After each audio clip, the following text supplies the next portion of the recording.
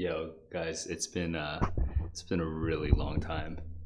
It's been like a super long time. So right now, I'm just gonna get started.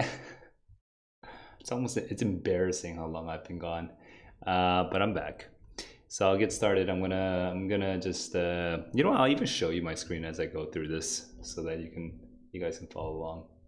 If you have questions on the March SAT, you can go and shoot. Um, I haven't streamed in so long that I don't know how to use my own interfaces. So I'm gonna need some time to get used to it. All right, let me mess with this a bit.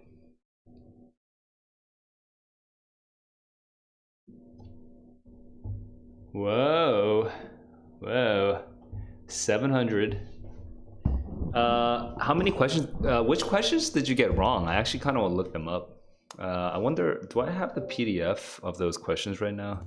It's like too much work right now to put. Oh, dude, I'm so overwhelmed because it's been such a long time. Uh, hey. Oh, right, this is a thing. Dude, I haven't opened this screen in so long. Holy crap. Okay, I'm coming back. I'm coming back. Um, but yo, what's up? What's up, Ramil? What's up, Beacon? Um, Guys, if you have been waiting for me to stream, I'm so sorry. I just had like the most like the worst start to 2023. It was just so bad. Like I'm just like I'm such a like my life is in shambles right now. So I'm slowly reconstructing. Okay, like for example, like I completely forgot to put my YouTube chat on the thing. So let me stick my YouTube chat on my screen, and then I'll answer your questions after that. All right. So it's supposed to go somewhere over here. Okay, cool. And then I have like keyboard shortcuts, but none of them work apparently. So how come my keyboard shortcuts aren't working? Okay, that's not working. That's annoying. Let me hide that. Oops. Yeah.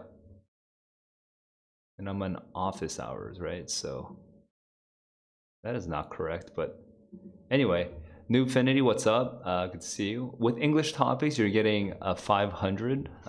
So I'm assuming you want to improve, but you want to improve in 3 days. Well, how much do you want to improve, and how long have you been practicing? Yo, this is such a long time ago. I need to change this. All right, give me a second. So office hours, right?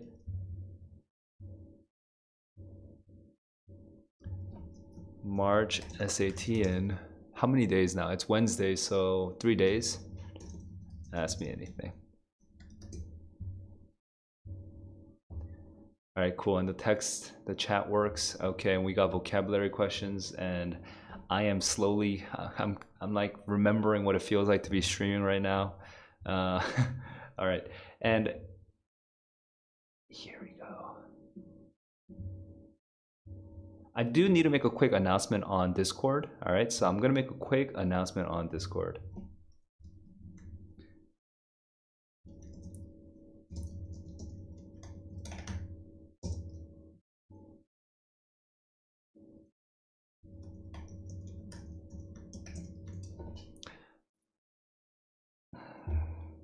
All right, so that's that. So I'm seeing some questions. I'm going to come to the questions. Here we go. By the way, says I didn't say hey, but hey says Temwani in 2 months.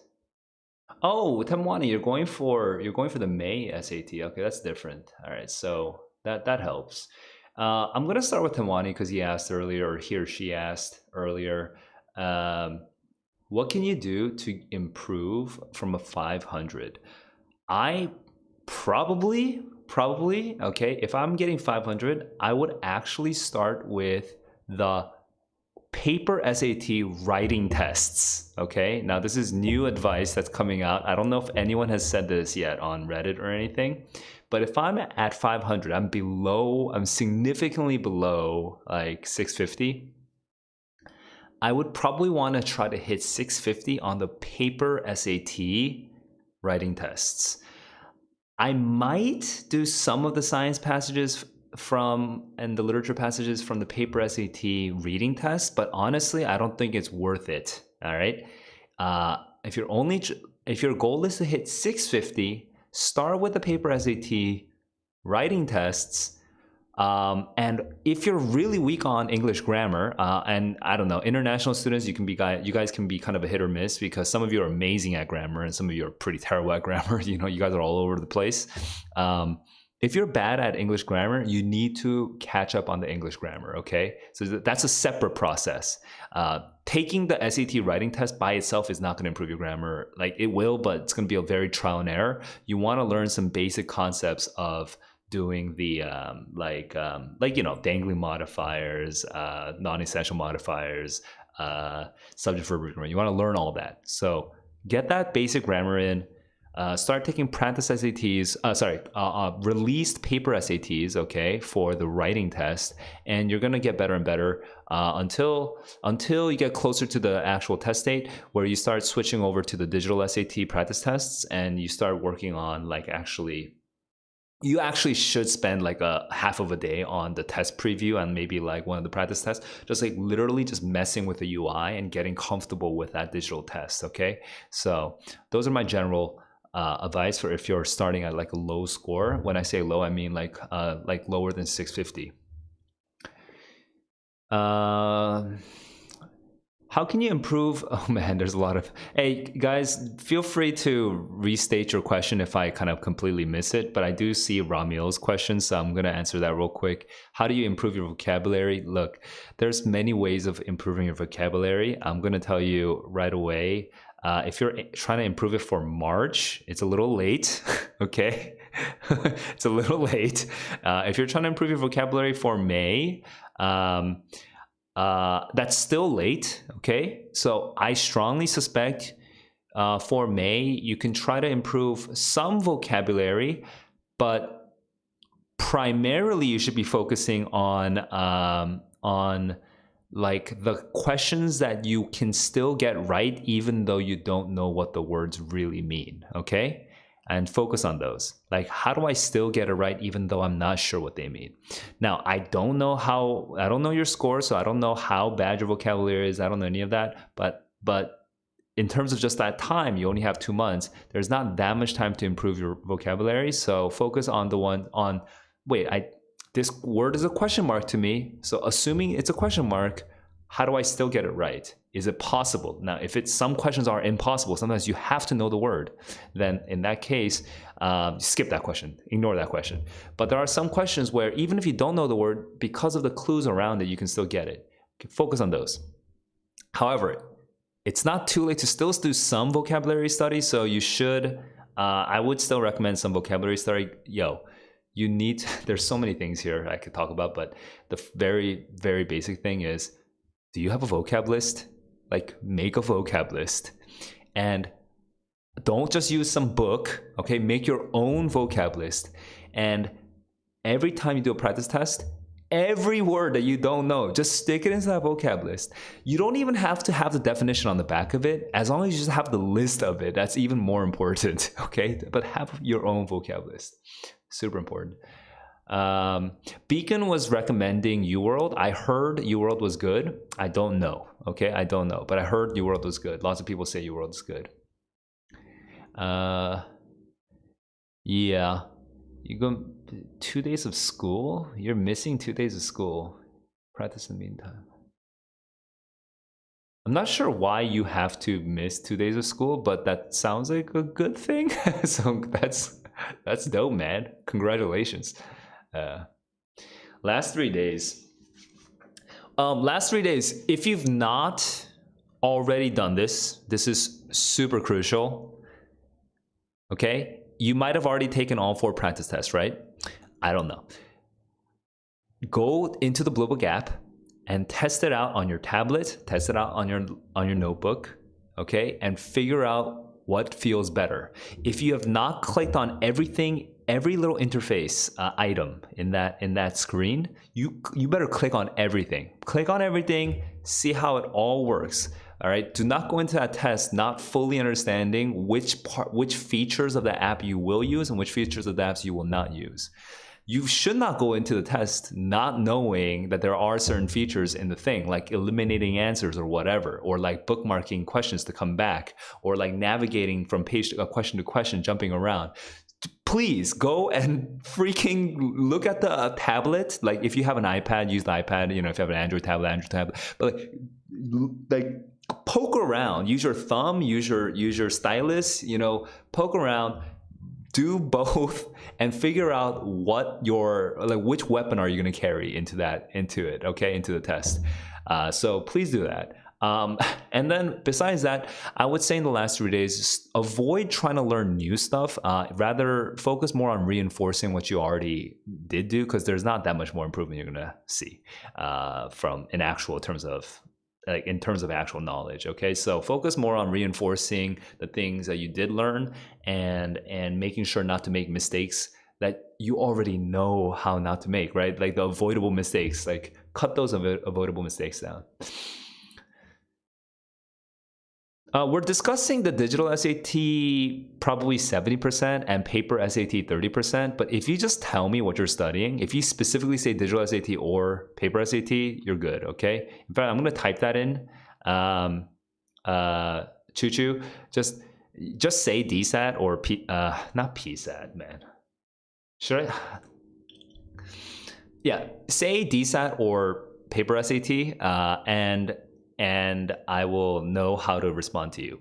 I assume most people here are talking about the DSAT because it's in America right now, in the East Coast, it's 8:48 a.m., so you should be in school. And in the West Coast, it's 5:48 a.m., so you should be asleep. So I don't know why you would be... I don't know why anyone's taking the paper SAT right now. Who is watching my YouTube video? You should be either asleep or at school. So... or maybe you're on spring break, I guess. Yeah, because some schools have earlier spring break.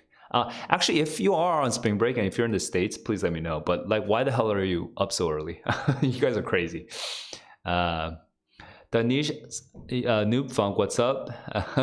The annotation function, I have not personally used the annotation function, but I have recommended it. I have recommended the annotation function for certain students because of the you know what, I will not make a flat recommendation for every single student. The annotation function could still be useful for you. It depends on your level and depends on your struggles, okay? Like for example, if you're kind of ADHD and you are making a lot of mistakes, you're still smart, but you're making a lot of mistakes that are very avoidable, it might be helpful. Like the annotation feature might be actually way more helpful for you than it would be for anyone else who's not like you, okay? So it kind of depends. Even though I've been very inactive on YouTube, I have been pretty busy tutoring. So I've been seeing a lot of kids, and I've been dealing with this digital transition. So I can't say that I personally hate the annotation tool. I am someone who loves interfaces, and I think the College Board designed such a crappy interface. It's very annoying to me. Okay, but yeah, I hate it, but I still recommend it for certain students because every student has like different things that they're struggling with. So it really depends on you. Yeah, Control, man, those keyboard shortcuts, by the way, what the fuck? Who designed those keyboard shortcuts? It's insane. But Control Alt A on the window, I actually didn't know that, but if I was personally using the iPad version, so I was avoiding but when I saw the keyboard shortcut list, I was like, who gave the College Board, who from the College Board decided to hire this engineer who decided to come up with a completely new system of keyboard shortcuts that doesn't exist in any other app? Like any other app, none of these other apps, no one uses those. Do you know what like the keyboard shortcut for going to the next question is? Something like on a Mac, it's like Control Command like V or something. It's something insane. Like it makes no sense. Like, dude, every app in the world, like they use either the arrow keys to go but usually arrow keys more for navigating the screen, so they use something like J, K, or L, right, to go back and forth, or like command or period to go back and forth, or like the brackets, left and right bracket, the open close bracket. Like who in the college board approved this keyboard shortcut is insane. You have to like memorize a separate set of keyboard shortcuts for it. Now that said, for you guys, your score may depend on those keyboard shortcuts. So if so, then yeah, hell yeah, memorize it. But oh my god, why did they try? It frustrates me, like how unintuitive their keyboard shortcuts are. I don't know what the MOBA game reference is, but that, yeah. Yo, Beacon, keyboard shortcuts, you fuck with keyboard shortcuts, you're fucking with Saul Lee, man. I would literally, I love keyboard shortcuts, and what the college board did was sacrilege. I mean, you gotta see, you know what, let me actually pull it up. I'm gonna pull it up, because it's like the stupidest thing I've seen. Oh my god, and I'm gonna do it on my iPad, and I don't know why black is the thing that, what the heck. Okay, what is going on? Please stop freaking out, iPad. Blue book exams. There we go. Okay, so it still frustrates me how dumb these keyboard shortcuts are. But yes, if you are gonna take it on the laptop, I think that it's probably a good idea to do the keyboard shortcuts. So I'm gonna log in real quick. Man, I don't know why this app constantly forgets my login. It's so annoying. Okay.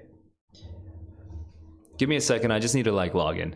But if you are taking it on a notebook, it actually probably is very worth to learn to memorize that shortcut. Who shouted out that shortcut earlier? But specifically for the annotate shortcut, I think that's probably worth it. All right, give me a moment to just like focus on logging in real quick.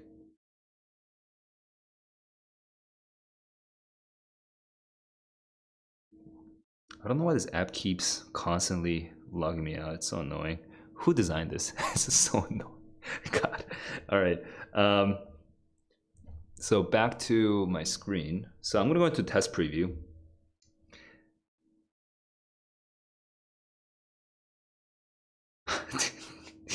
These are such insane.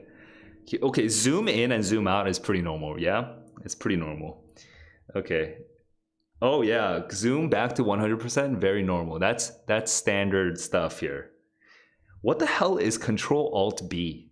Like, why would you? What the hell is Control Alt B? Like, what is this? Command Control B? That is upsetting. And how come you can't just use A B C D for answer choices A B C D, or the numerals 1 2 3 4 for answer choices 1 2 3 4, or even something like, you know, QWER for A B C D. You know what I mean? Because those would be way more intuitive. Like, what's this insane? Isn't there like one for yes, Control Shift 1? Whose idea was that, dude? Like, seriously. Like, when you're using this app, this is the only this is supposed to be a full screen app. It's the only thing that's supposed to be on your, like, the context is supposed to be this screen only. Like, who made this decision? It's so annoying. Like, why would you have to do Control Shift 1 for just to choose A? Oh my god, it pisses me off. So yes, this is worth cursing about. It's just so annoying. Like, why would you have to turn the mode on? But like, yeah, the eliminating. Dude. Why does option E even exist? By the way, is there option E in math? That makes no sense, actually. What the heck? Why is there option E here? That's just nonsense here. Anyway, you know what the other crazy thing I hate about this app is? Like, you zoom in, okay? Like, this is its own thing, okay? And this is its own thing, but you zoom in and now you can't see the time anymore because the nav bar and the guide, like the guide, like this is like not, like, it's like a static page. Also, the other crazy thing is that the word annotate is not part of the icon. So if you click on the word annotate, it doesn't actually annotate anything. So it's like this is so stupid. If I click on the word annotate, oh, that actually worked.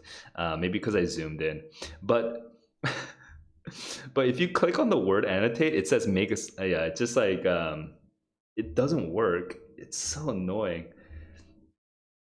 Yeah. Anyway, I'm just bitching. But me bitching is probably not very useful for it's me bitching is not useful for you guys taking the actual test in 3 days because hey, they designed it this way, and if you want to actually use keyboard shortcuts, just memorize them. Macros, I don't know how sophisticated the lockdown, I never looked into like the technical aspects of this, but I don't know how sophisticated they are in terms of the lockdown. Plus I don't know if like the Windows and the Mac OS APIs would even grant that kind of permission to like block macros. So I don't know, but I feel like the macros should probably work. So that's up to you. But I feel like that you're doing that at your own risk. So if you're gonna do that, you might as well make a YouTube video out of it and get a little bit of internet fame. So so do that. Module 2 is harder than average. Any guide for module 2?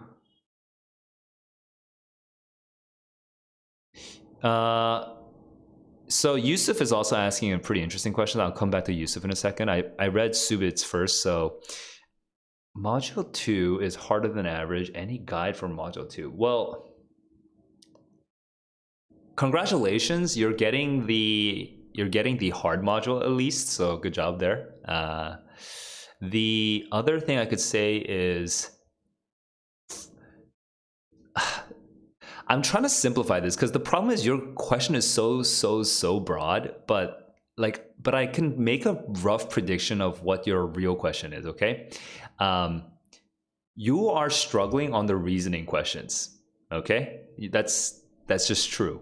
If you don't know what the reasoning questions are, you better look at my freaking. You should look at my database. Let me actually just switch over to my database view so you can actually see what I'm talking about. Give me a sec. Where's my window? Give me a moment. I'm trying to share my screen right now. Okay. DSAT question. Oh, you're right. I had that right there. Oh.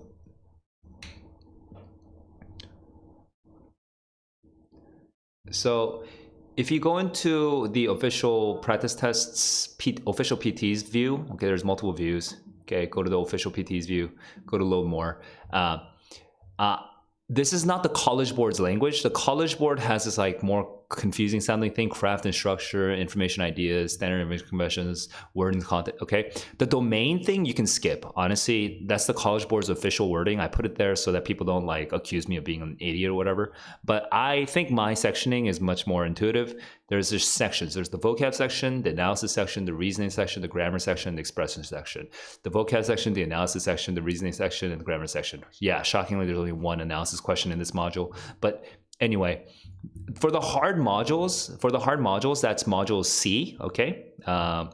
Blue Book 01A, Blue Book 01B, Blue Book 01C, okay? The hard modules are these. You're struggling on these, okay? These are the ones you're struggling on, okay? So what's my tip for that for the next 3 days? If you're literally taking it in 3 days, seriously, my tip for this is skip it. Like in 3 days, you're not going to improve your reasoning skills that much. So what I mean by skip it is, it sounds a little flippant, but I promise you there's some reasoning behind this, okay? You are probably sacrificing too much of your time in this section, and you are suffering unnecessarily in this section due to you not moving on from this section, okay? Moreover, this section will shoot down your confidence like massively. You're gonna feel crappy. Hang on, let me get rid of my timer so it doesn't. Okay, so you're going to shoot down your confidence massively going through these questions, okay? And that confidence, you know what? If you're like a perfect little stoic, you're like little Marcus Aurelius, mini, sure, whatever, you're fine. But most of us are not like that. And that lack of confidence is going to bleed into the grammar questions and to the expression questions. And even if you come back to some of the other questions, it's going to bleed into the other questions when you use your extra time to go back, okay? So you should have an internal clock that's kind of telling you, okay, I'm like above a minute 30. Okay, I'm like at 2 minutes. I gotta move. And you gotta move on. Okay, so do process elimination, make a guess, probably 50-50, do a little bookmark, and just move on, okay? Because spending more than 2 minutes on those questions is a waste of your time. You should at least recover all the easier questions. Now, that said, there are some things you can do in 3 days, I think, that might help. But the problem is you would have to develop whole new habits. And, maybe it's actually more risky than it's worth, okay? But you could start learning to thread the concepts. This is a thing that I've kind of mentioned in previous streams. It's hard to actually explain right now because I'd have to actually do a whole full-on lecture. But basically, you want to take related concepts, and you want to circle them, and you want to draw lines through them, and then you want to take opposing concepts and circle those and draw lines through them, and then learn to thread the different concepts that are weaving through the passage. And then you'll be able to see what the passage is talking about better. And then you can draw like little logic chains at the bottom where there's extra space. On your piece of paper, where there's extra space, you just like draw logic chains like this leads to this, this leads to this, this leads to this. But that's also a thing that you'd have to develop those habits like now, and that's kind of late, So I'm not sure if you should try using completely new approaches for the reasoning questions like right now, but you can try. You can try. Oh man. So anyway, long story short, if you're struggling on the second module of your reading and writing section on DSAT, it's almost certainly because you're wasting too much time on the reasoning, and in 3 days you can't really do that much about it. All you can do is be a better time manager. Okay. So that's that. Some don't have the answers. So if you cannot solve a vocab questions 1 to 1 minutes, skip and return at the end. Just play negative positive elimination, choose one.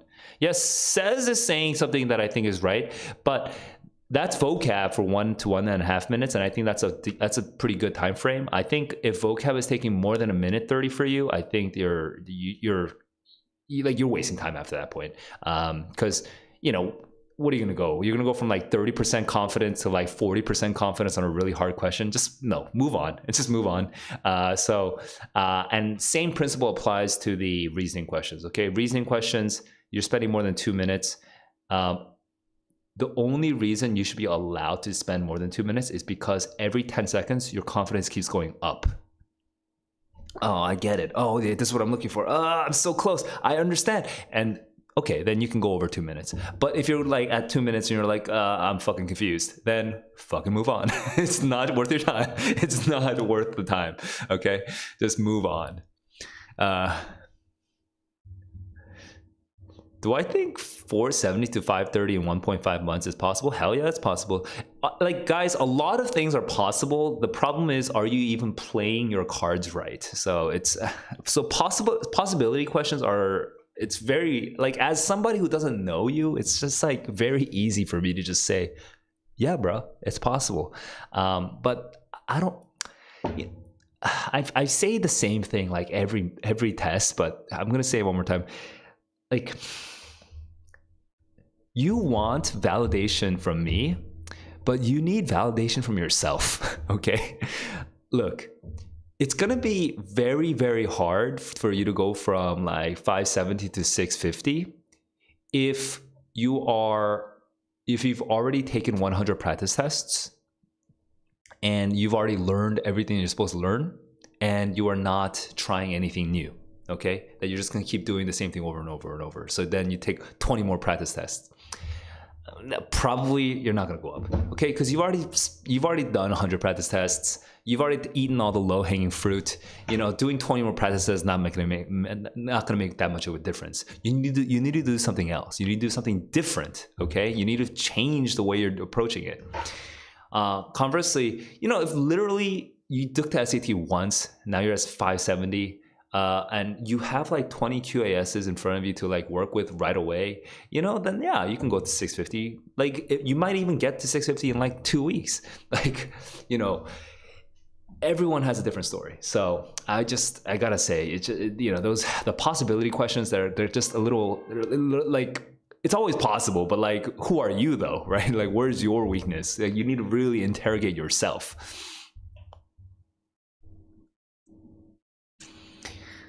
I used to score 1300 on normal SAT, paper SAT as an international student.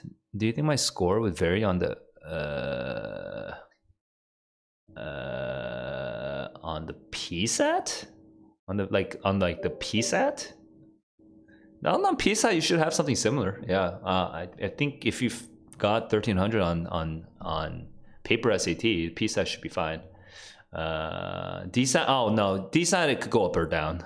DSAT kind of, as far as I can tell, now this is not something I'm 100% sure of, but with the DSAT, I will say, this is my hypothesis, okay? I don't have enough data to really know this, but my gut feeling says, compared to paper, you will do better if you didn't read that much growing up, but you are highly scientific and you understand, like you're good with like reasoning, especially like empirical reasoning. Okay, so if you're scientific but you didn't read that much growing up, so your English is maybe slightly awkward, but then you could just learn the grammar or whatever.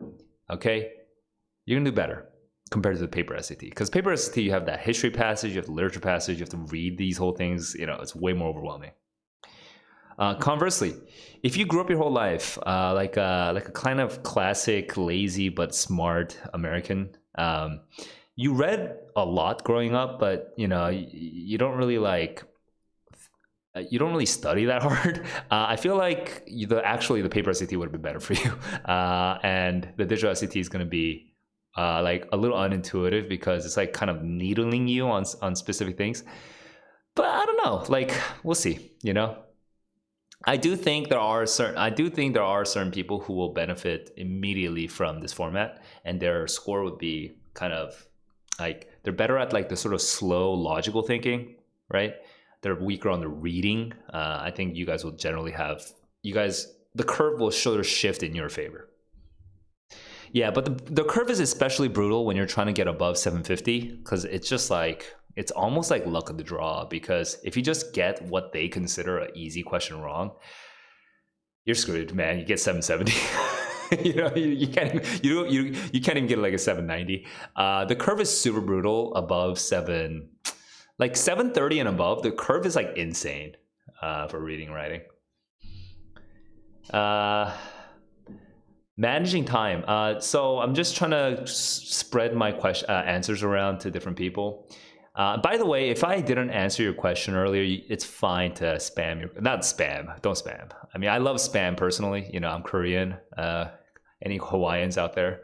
Any Koreans out there? Any Filipinos out there? You know, we love our spam, but don't spam me on YouTube. But you know, if I miss your question, you can repeat your question. Please do so, because I'm not going to keep scrolling up. But was it earlier someone said, oh, managing time, how to save time? Well, I already mentioned the big first thing that you need to do. Okay, most people, when they say like managing time, they think of like time budgets, like by this time I should have this much time, by this question I should have this much time, and I will still give you a time budget. Okay, just hold on. All right, I'll give you a time budget in like 1 minute. But for the next minute, I want to just explain something. The time budget is less important than your internal clock. Your internal clock is the clock that tells you, some time has passed on this question. It feels like a minute has passed on this question, but I am no longer feeling very confident. Okay, I'm going to spend 30 more seconds. Okay, it feels like 30 seconds has passed, and my confidence keeps dropping. Okay, your internal clock is the clock that tells you, okay, roughly how much time has probably passed. You're not sure. You're not a robot, so you're not going to know exactly how much time has passed, and what has been happening to your confidence during that time.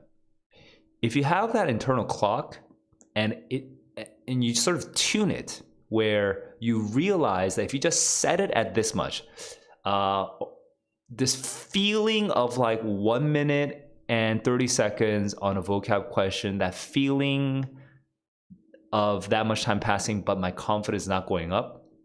If I feel that feeling, I'm just gonna move on, right? If you can just force yourself to move on, you will save time. And in fact, you're gonna actually finish the test with extra time left over so that you can come back and look at it with fresh eyes and get a second chance, okay? So that's way more important than the time budget. Like actually listening to your gut. Is your confidence going up or is it going down? Okay, if it's going down, jump ship. That's the most important thing. That said, here's my basic time budget. The reasoning questions are usually end between question 14, 15, or 16-ish, okay? When you finish the reasoning question, you're gonna notice it because there's gonna be a blank, okay, in the passage, and the blank in the passage isn't at the end of the sentence because that's for the inference question, that's a reasoning question. The blank in the sentence moves into the middle of the passage because it's a grammar question now, okay? So when you see the blank in the passage move into the middle of the passage, you are in the grammar section now. If you're in the grammar section, you have around 12-ish questions left. The question is, how many minutes left should you have at that point? Hang on. Did I say 12? I meant 15. Hang on. Am I losing track? I'm losing track because I'm like mixing numbers up. All right. Yeah, you should have around, I think, 12 questions left. Yes. And how many minutes should you have left on your timer? Maximum, you should have spent 20 minutes, so you should have 12 minutes left. Okay? Maximum, you should have spent 20 minutes, you should have 12 minutes left or more, ideally more. If you are less than 12 minutes and you are in the grammar, you are way too slow. You have to let go. You have to let go of some of those questions. You're being too stubborn with some of those questions, okay? Let go. Make sure that by the grammar questions, you still have more than 12 minutes left. Now you finished the first module, okay? You finished the grammar questions, you finished the expression questions. Now you're into, you're going back to the review and you're gonna go and have some extra time left over for some of the other questions. How many minutes should you have left? You should have spent 9 minutes on the grammar and the expression questions or less, okay? That means you should still have 3 minutes left to go back and review. Module 1, this is going to be a lot easier. Module 2, this is going to be a lot harder. Module 2, it's more critical though. It's more critical because you need to just let go of some of those really hard questions, especially if your confidence is not increasing. So that's my guideline. Okay, 12 minutes left when you're in the grammar, 3 minutes left at the end of the module. You mess with it though and see what works. Emotions are dominant in DSAT. I don't know, man. I feel like the paper SAT and the DSAT are kind of similar. I don't know. I think that seems they seem kind of the same to me personally, emotions wise. Beacon is saying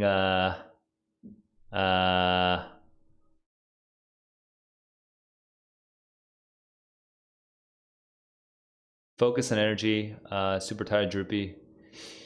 Yeah, maybe you might want to. I've heard people like switching up, and actually, I'm going to respond to Choo Choo's question as well about and Beacon's at the same time.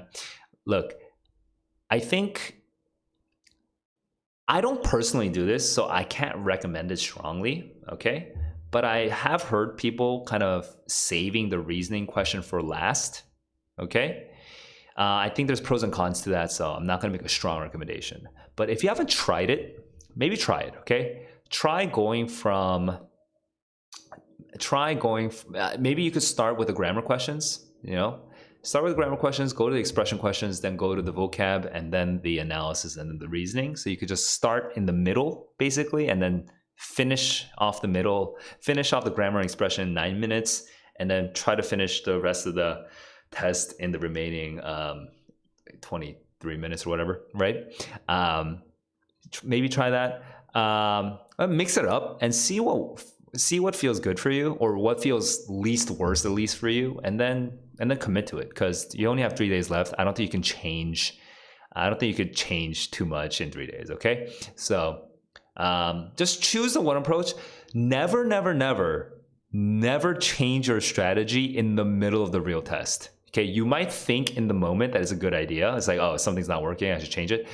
You're gonna make it worse. Whatever you're doing, if you do something that you haven't practiced, you're going to make it worse. So all of those little experiments right now that you might want to try out in the real test, do them before the real test, please. And just commit to that. Just commit to that approach.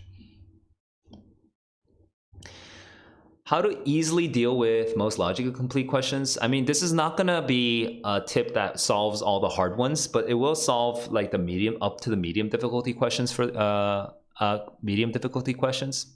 Look, take a hard look at the words that are in the answer choices and the words that are in the passage, okay?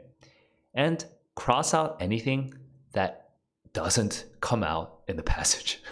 If it doesn't come out in the passage, just cross it out. And that's the one sort of easy tip, okay? It's not going to get you all the hard ones, but it's going to get you a start.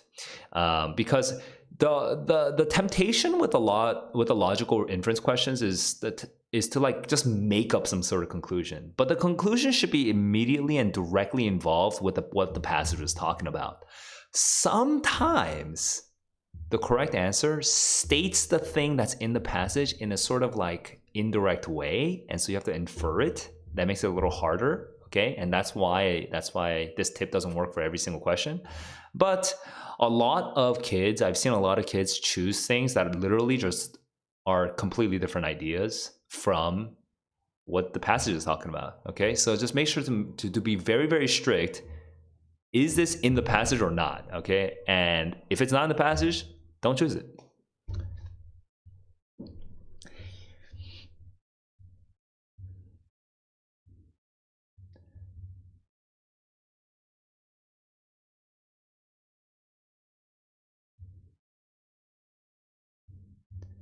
Oh man. Okay, so I am seeing a couple more questions now, but because there's a moment of downtime, I'm going to start pulling up busy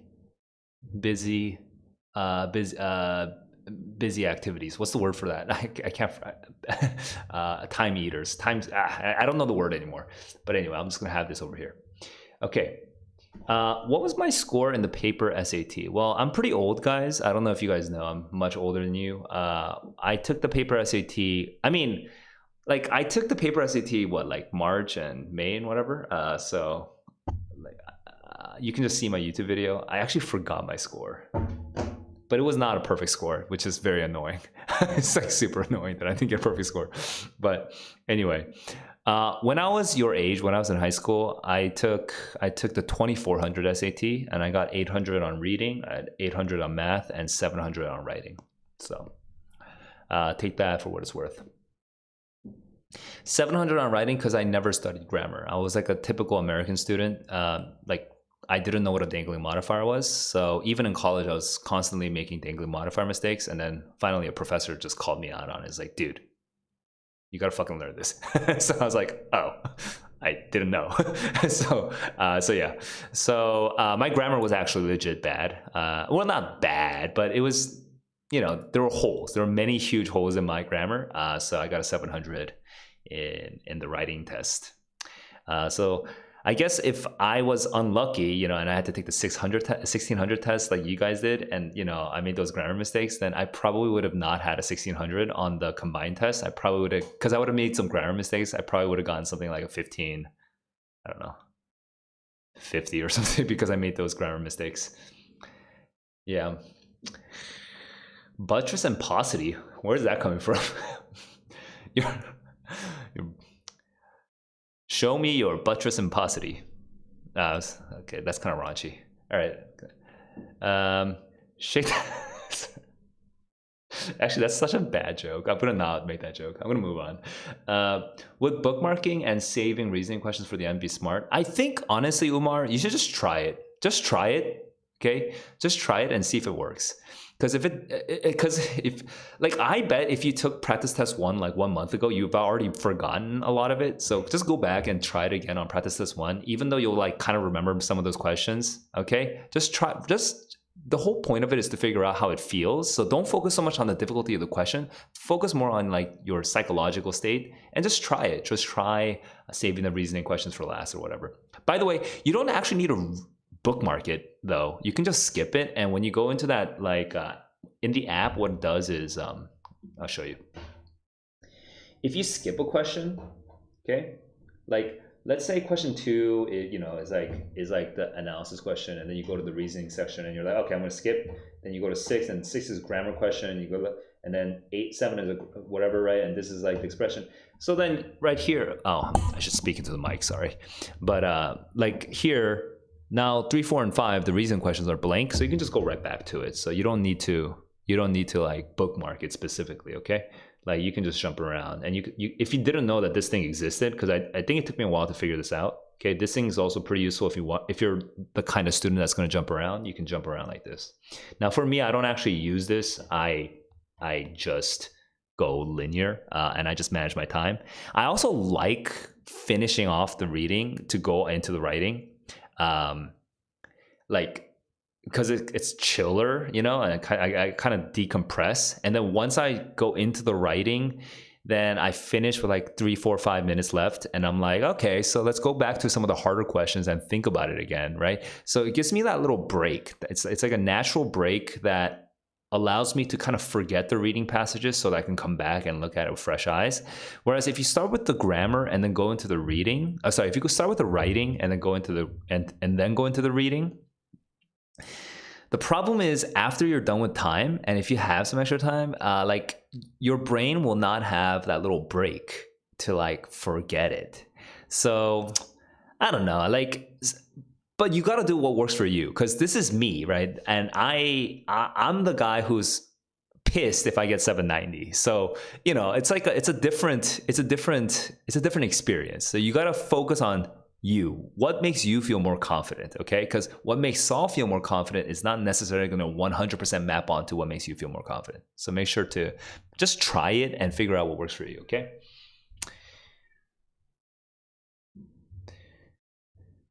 Do I recommend taking the SAT? Oh, be bisexual, man. Yeah, just do everything.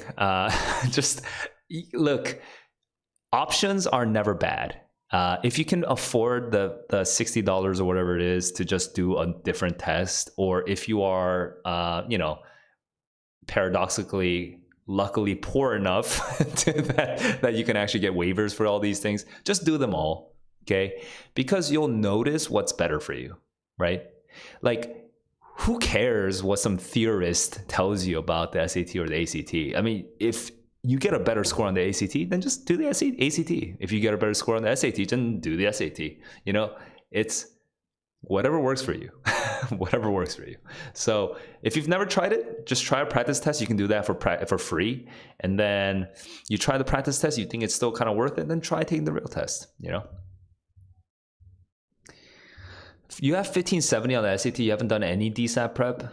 I mean, you should just, take the practice test on the Blue Book app, and then decide, oh, WTK, who are you? I know you. I've seen you. Don't remember. Wait, WTK, do I know you in person? Or do I only know you through YouTube? I'm like kind of getting confused with various cryptic online names. But anyway, I know you in person. Okay, so you're one of my students. For the DSAT, I think the very low cost thing to do right now is just take a practice test. Just take it. Like, who would stop? Like, why not? It's not even that much time. You know, it's a shorter test, so you can just do it. Uh, and then see if you feel confident you can get a 1600. Because, you know, if you can, why not just go for it? So, let me skip this. All right. I'm just trying to show you the screen. But just I would personally, if I was someone who was getting 15, 17, I think WTK, if I remember you, you're pretty young, you're like sophomore. You might as well just just get your 1600, dude. Just now. That said, if you have to do like multiple tries and stuff, it's probably not worth it. You know, go and build like a I don't know, go and build like like a AI filtering algorithm or something. Do something else, right? Like do something more interesting, right? If it's going to actually take a lot of time and a lot of energy, you know, to get some stupid score up. But if it's like a trivial amount of energy, you know, and you're just like, well, what if, right? And it costs you like what, like one afternoon of testing it, maybe three of trying it out at first, maybe a couple additional afternoons of prepping, maybe like 2 weeks of prepping, and then like one Saturday morning, right? That's actually not that much time. Like it's not like you're gonna build a SpaceX 2 in a week or two, right? So you could just go for the 1600 in that time. I think it's fine. A lot of kids who like when the problem with 1600 scores is that they're not surrounded by 1600 scores, so they're getting advice from kids who are getting 1500, and then the 1500 kids are like, why the fuck would you get a 1600? But you know, it's different. Like you know, if it doesn't cost you that much time, why not? You know, you should go for it. So that's what I'll always say. But that said, 1570 is honestly good enough for. It's good enough for like any school, so you don't really have to press that hard. It's just you're kind of doing it at that point for shits and giggles.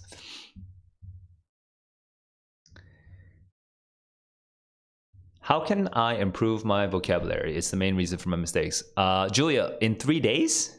Is that what you're talking about? Because if it's 3 days, you kind of can't. I think you should just close that door and focus more on triaging, like the emergency. Like there are there there are three types of questions. Okay,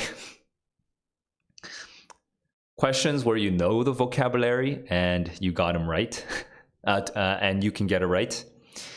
Questions where you don't know the vocabulary and you can still get it right, and questions where you don't know the vocabulary and because you don't know the vocabulary, you can't get it right. You will be shocked at how large the second group is and how small the third group is, okay? Go back to your previous practice test, and actually, if you count it up, I bet the second group will be a larger group than the third group. Most of the questions that you are getting wrong and you are just blaming this god of vocabulary, it's probably okay.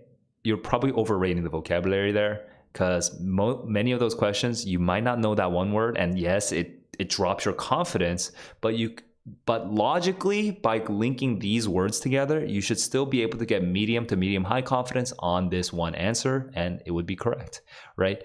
Confirm which questions you can actually still get correct without knowing that one word that was triggering you, okay? And compare it against the ones where you absolutely must know that word to figure it out. For the questions where you absolutely must know that word to figure it out, you definitely want to add that to a vocab list. Have a personal vocab list, okay? If you don't have a personal vocab list, what's wrong with you? You know, you just what are you doing? You're just like what are you doing? Just like make your own list, okay? Don't use someone else's list, okay? Don't just put it. Hey guys, I have my downtime on, so I need to like turn that off. Give me a sec. Downtime. I need to turn my downtime off because right now all my screens are turning off in front of me. So give me a second, guys. Because it's been such a long time since I streamed. I'm like forgetting how to like prepare things. Okay, so yeah, I'm like technical issues right now.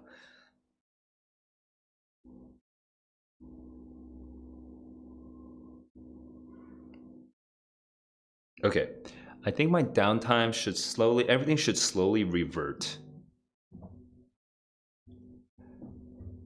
Okay, and my windows got all messed up. Oh, that's so annoying. Downtime actually resets the location of all my windows in Mac. That's so annoying. Okay.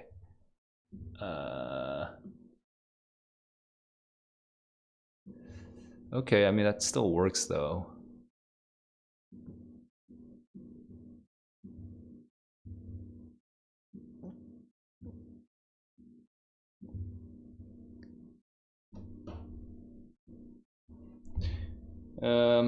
What should we? What should I show you? This, I guess. I just do this idly while I talk. Okay. Jesus resurrected in 3 days. Anything is, yes, anything is possible. Cash means money. Okay, this got reset to 0, so I'm at like really easy words right now. So some things is oftentimes, Julia, going back to your question, oftentimes it's a lot better to build your own vocabulary list based on QAS, okay, like actually released SATs, than it is to just use some random list of like 1,000 words you need to memorize for the SAT. Partly because of the personal connection, like, whoa, I struggled on this one sentence and whoa, and partly because those lists are old. Those lists have existed since I was in high school, and I am old. Those lists are older than the current SAT, and they're older than the digital SAT. They are based on the old SAT, which was very heavy on the grammar. On the vocabulary, right? Ameliorate, annul, abrogate, abnegate, like literally just like memorizing those words. Just that's what the old SAT was like. And the SAT is not like that anymore. So those lists that are online, most of them are garbage. I have found one list that I thought was okay, and I pinned it somewhere in Discord. I can't find it. I don't remember. I'd have to go and search it in Discord. But like most of those lists are pretty terrible. It's actually a lot better to like literally just learn words like means, okay? Learn words like genome and like viral load, and like those words that actually come out on the SAT. Even if it's like kind of like not vocabulary, quote unquote, it's more of like a science word. Maybe you're just weak on it, man. Maybe you need to improve your science vocabulary. So like make your list. Don't just go for like the quote unquote hard words. Like sometimes you don't know that prescribe is not just something that the doctors do, right? Prescribe is for anyone telling anyone to do anything else. It's when you require somebody to do something else. Like society can prescribe roles for you or whatever, So, be like if you didn't know that definition of prescribe, just add it back to your list. Even though you already knew the doctors prescribe stuff, like just add it back to your list. Be sort of loose with these lists. Just add lots of words to your list, okay, and make it your list. And your vocabulary will slowly grow over time. Now, there's a lot of other vocabulary tips that I have, but I'm just I constantly repeat myself all the time, so that's partly why. I'm just gonna stop there. But yeah, Temwani, you're saying you can't see the name of the website. You're talking about this free rice over here, because it says it right there. So just let me know what you mean. Nguyen, what happens if you get 4 wrong and reading on DSAT? What happens is you get like a 720. Congratulations. That's pretty good. What do you mean, Nguyen? Nguyen Chan Dang Min. Chan Dang Min. I'm like trying to learn Vietnamese. I'm pretty terrible. And I'm barely trying to learn actually, so I'm miserably bad. Let's get to some of the harder words on free rice because these are too easy. Clear some of this stuff. The other thing, guys, that for vocabulary, I will say, you really need to set up your Omnibox, your Chrome Omnibox, to just be like, I want to learn the word prescribe, and I want to see examples of prescribe, so I'll just do that. A lot of you guys, what you're doing is you're doing this, like you're using your mouse and you're clicking here, and then you're doing prescribe, define, or And then you look at this like terrible single example. I hate the Google Dictionary. It's so bad. Not because it's wrong, but because it's so limiting. And it doesn't really show you the whole picture. And it like cuts off your curiosity. It doesn't develop your vocabulary in a natural way. Okay, it's only good for checking. It's checking something that you think you should already know and just confirming it's that, right? If you want to actually learn vocabulary, you need to go to Merriam-Webster, you need to go to vocabulary.com, dictionary.com, maybe or whatever, Oxford if you want to use Oxford, if you want to be a super nerd. But Merriam-Webster has a good website, so I use Merriam-Webster, and then like Loquacious or whatever, right? And then specifically, I don't look here. Okay, I do look here. I mean, obviously, but I focus a lot more on the choose the right synonym. I love this. Amazing. You can learn like 10 words at a time instead of 1 word at a time. And then I try to look at the example sentences. Okay, this is way better than vocabulary than just some random sentence by Google. Okay, so please just learn to use this. Right? How many clicks from here? Right? Command L, MER, tab, loquacious, enter, and now I have it. Command L, MER, tab, derivative, right? And then derivative has multiple definitions, but did you know that derivative also means lacking originality and banal? Did you know that a derivative performance is a bad performance? It's unimaginative. So over here, they found the film derivative and predictable. Did you know that? I mean, you might have known the word derivative from calculus, but did you know that it could be used in art? Right? Did you know? If you didn't, memorize it. And actually find the example sentences. Go and find it. If you have a couple months to actually build up your vocabulary, you got to make this your daily habit, right? Not just not the Google Dictionary. The Google Dictionary is making you dumber because it's giving you the illusion that you know when you don't know. So earlier, people are saying that they're asking me for the list for the vocabulary, the one that I thought was okay. I still didn't think it was amazing. I just thought it was okay. But I did pin it in my Discord, and I do not know where it is. So sorry, guys. I don't generally recommend the vocab lists. I recommend building your own list from the college, from the actual SAT QASs. It's not that hard to build your own list, guys. You can do it on paper and just make a big, long list, okay? You don't even have to have definitions next to it. You can just literally have just the words, and even that will be sufficient for forcing you to improve your vocabulary because you're actually writing it down. The writing it down is like 70% of the benefit, right? The actual memorizing and the flashcarding and the Ankeying and all that stuff, that's really good, but that's additional. Really just knowing that there's a word and you want to know it and writing it down, that's right there, just by writing it down, that you're getting 70% of the benefit. And then occasionally looking at that, and then every time you write down a new word, you can kind of quickly glance up at the previous words, right? That's a huge benefit. You don't even have to write the definitions. I'm going to say that one more time. You do not have to write the definitions if you don't want to. Right. So says is talking about something that I think actually makes your brain dumber. It makes you rely more on the machines. But I'm telling you, actually make your own list. Now, these tools are amazing. They're efficient, but the problem is you're outsourcing your vocabulary to the machines. Do not outsource your vocabulary to the machines if you're trying to improve your vocabulary. Actually write that word down in a list somewhere.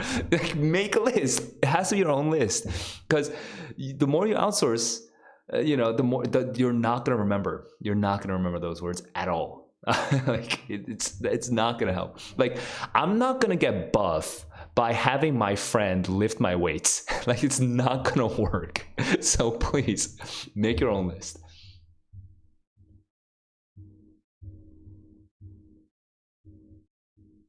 Anyway, the Merriam-Webster thing or the Omnibox, the Chrome Omnibox thing, if you don't know how to set it up, custom search and Chrome Omnibox. Okay, just look it up. All right, site search, right?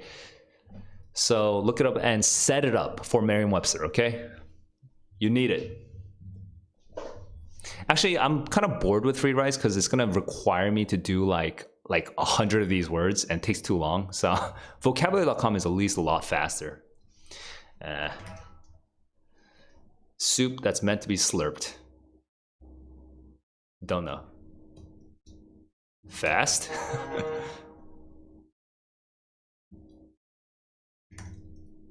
CBS is a TV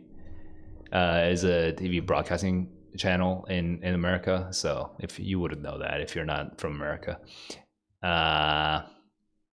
Freaked out for real in 9th grade. Why?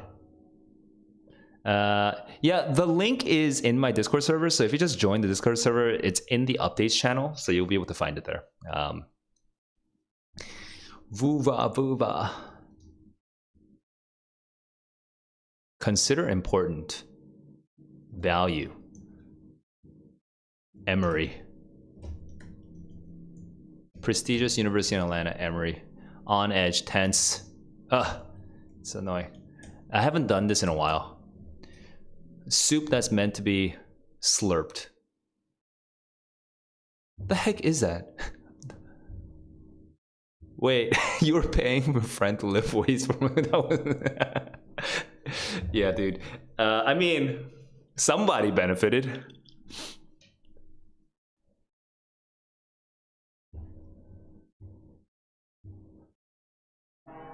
Are the worst. That's hilarious. That's so stupid and funny. Okay. Foul ball catcher behind home plate. Wait, ump?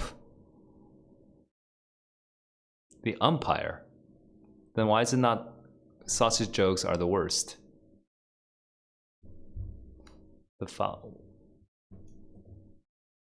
Am I bad on the slurping, Japanese slurping? Oh my god, hey, good job. Thank you. No one else has SAT questions? Because I'm just sort of wait, I'm kind of confused by so this is not ump for 5. A foul ball catcher. I haven't thought about baseball in so long. Oh, the net. Alone. Okay. Alone. All right, well, that was fast. No, that was actually kind of slow. That was slow.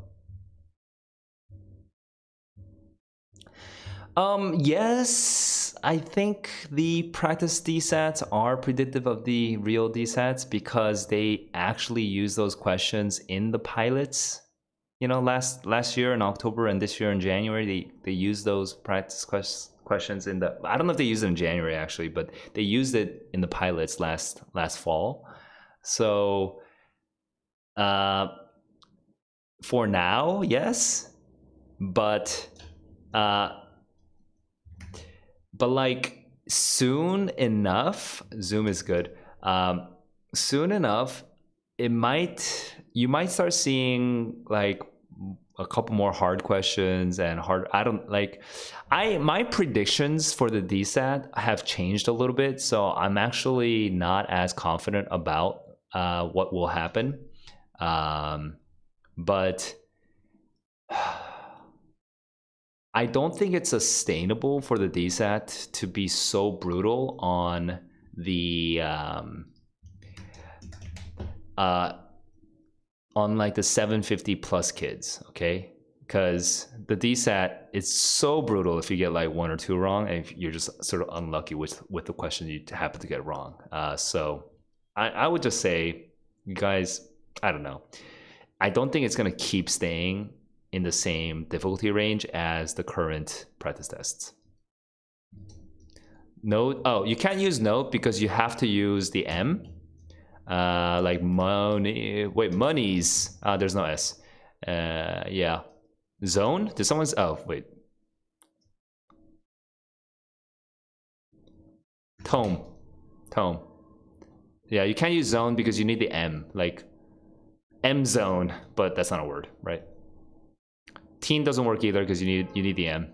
Omit's a good word. Omit's a good word.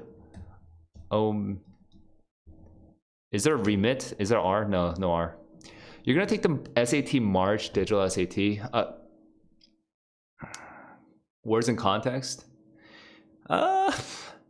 Yo, Zadurst, if you show me an actual question, I'm pretty sure your fears are misplaced. Okay, uh, your fears, like, uh, like I wanna, yeah. Can you actually find a question that you had to solve? Because I don't think you're worrying about the right thing. Do we do time yet? Do we? There's no R. Item. Oh, item is so good. Item is so good, and omen is so good. Good job, guys. Uh, uh, Tim. By the way, it has to be more than 3 letters. Like I've been typing your words in, so I don't even know what's up there right now. Here, I'm gonna move. I'm gonna shuffle a little bit.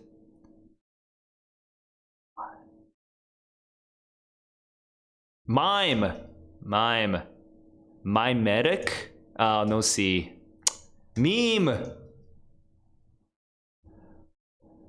Do I have a lecture program? I don't have a lecture program yet, although I should be developing that, but it's realistically not going to happen for a year.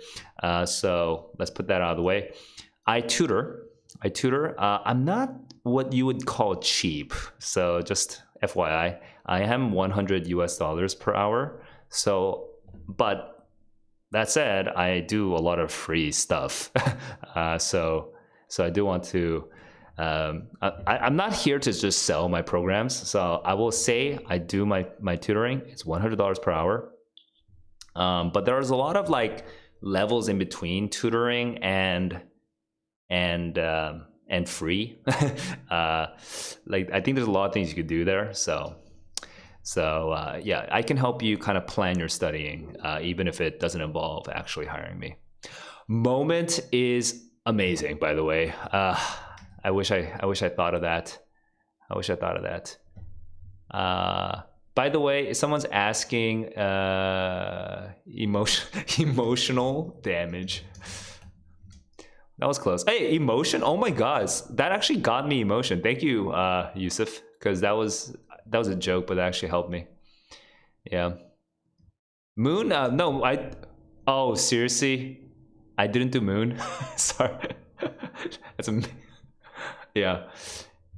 Yeah. Jesus. Anyway, no, tone doesn't work because you need the M. You need the imminent. Oh, wait, what? Is this today's? I vaguely remember this. Oh, this is March 4th. I actually did this for a while. Right now, it's just saved in my local cache or cache. So this is actually not this is not today's. Should we move to today's or should I just stay on this? I think we're on a roll right now, so we're just gonna stay on today's.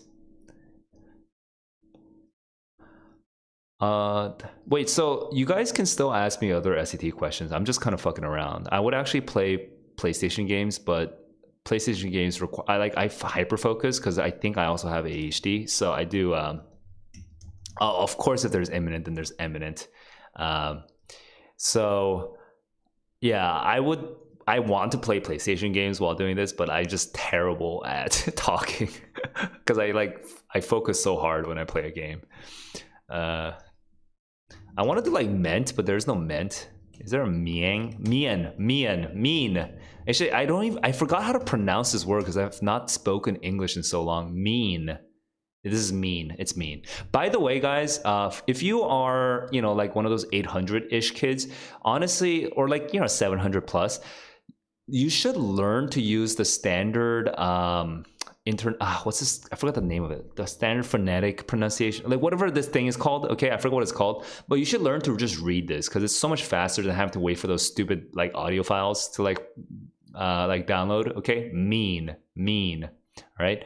So you should just be able to read that and know exactly that the pronunciation is mean. All right. So that's just for the nerds out there. Anyway, mean is a great word if you don't know, of aristocratic mean, of summer mean, right? You should know this word. I don't think you need to really know this word unless you're already above 700. So I wouldn't say it's like a high priority word, but it's good to know, right? Especially if you're like literature and history and that kind of thing, if that's kind of your area, you should know this word.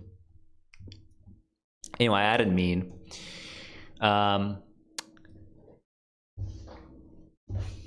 What, Yusuf? You just learned about the digital? Oh man, your school failed you. I guess you're at a local school. You're not at a international school. Yeah, they're very different. They're very different. And why don't I? Mono is probably not a word. Oh, mono's a word. Hang on, it's a word by itself. I mean, okay, it's just a sure, fine, whatever. Someone said monotone, which is actually great. Monotone, oh hell yeah, that's so good, very good, very very good. Says thank you very very much for that. Okay, you're not doing the SAT yet. Ement, cement, rement, moment. Someone did moment already, right? Yeah, yeah. No. Nemesis? Nemesis. Nemesis is the name of my next. This is the name of my gaming channel. Okay, I'm gonna wait. Hang on. Did someone already take this name? Nemesis. But Nemesis makes it sound like, oh my god, there's a football shoe. It's a football shoe. There's soccer cleats. I call it a football shoe. Like, what? Where is my English going? Like, holy crap, my English is so like unidiomatic. Okay, now I don't want to use his name. Also, it has this vaguely like Aziz Ansari vibe when I say Nemesis. So I don't really want to. I don't like that name anymore. You're struggling on time for reading questions after the words in context, main idea, purpose, maximum 90 seconds complete. Okay. You spend a maximum 90 seconds on the analysis questions. So for me, I call those the analysis questions until you get into the evidence questions. After the vocab, before the evidence questions, you're in the analysis questions. And in the analysis questions, you're saying that you spend maximum 90 seconds. That's pretty good. Now, if you're spending 90 seconds on every single one of them, then obviously that gets a little costly, but 90 seconds is not bad for those. You're probably actually wasting time on the reasoning questions, not the analysis questions. You're probably spending like 3 minutes on some of the 60 to 90 is fine. Wait, B, can you tell me what your score, like what's your target score? Because this depends on your target score at this point, because you're probably fine on the analysis questions. Did we do mint yet? No one. Oh, it doesn't sound like time management is your problem. Okay, it sounds like, I mean, time management might be a secondary problem. Okay, but only because I'm gonna guess that you fixate on some of the hard questions, and you're actually wasting a huge amount of time on some of the hard questions, because everything you've described so far is pretty normal for someone who's trying to get 800, okay? If you're between 60 and 90 seconds on an analysis, I think that's perfectly normal. If you're recovering time on the grammar, that's perfectly normal, because you probably should be spending up to, but less than, ideally, up to 20 minutes on the reading part of the test. The reading part of the test is where the reasoning questions end, and we switch over to the grammar, okay? So up to 20 minutes means you should have about 12 minutes left, okay, for the grammar and the expression questions. If you're aiming at 800, you might actually have more than 12 minutes. It kind of depends really on you, but yeah, you want to be beyond that. I think your time management is probably not the problem. If you are finding that you actually have less than 12 minutes left by the time you're into the grammar, then you're actually probably wasting all your time on the reasoning questions. The evidence questions and the inference questions, those are the reasoning questions, and you're probably fixating. It's probably not even all of them. It's probably just like one or two of them where you actually spend like what do you call it, like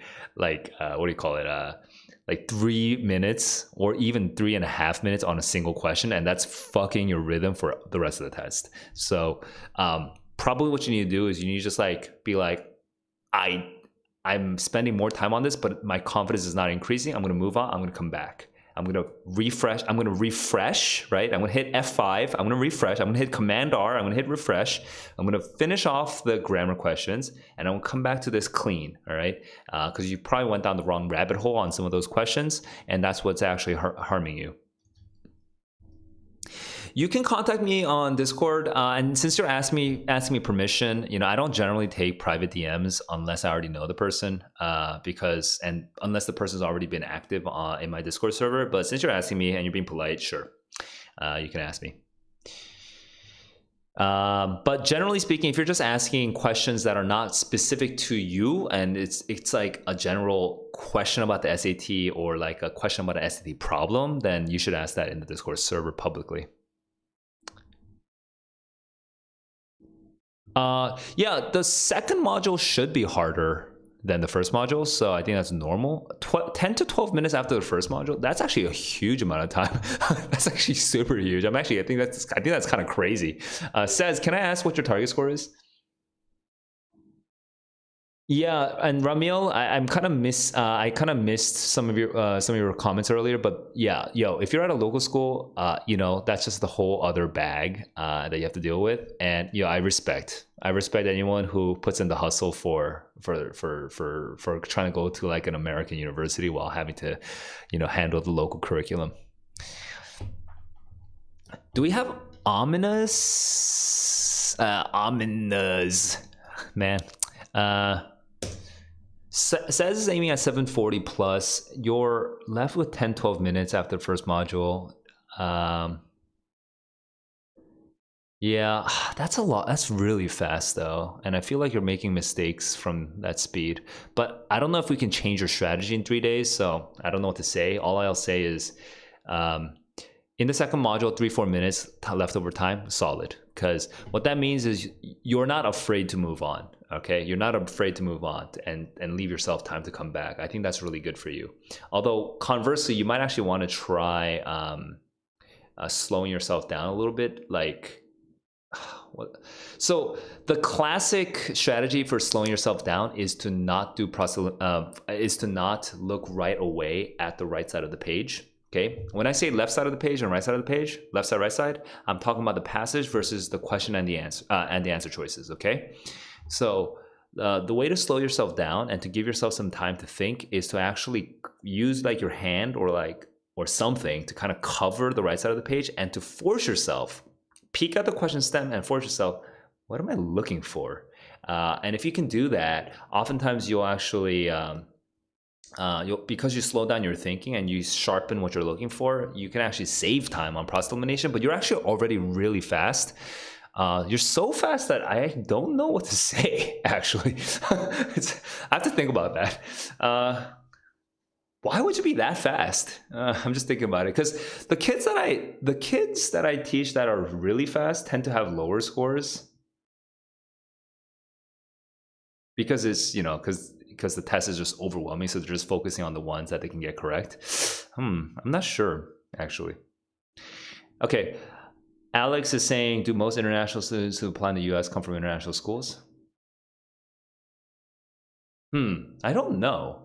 Do most? That's a very large, high-level statistical question. I'm not sure about that. What I can say is most Koreans at the University of Chicago came from international schools / schools that are specifically aimed at prepping for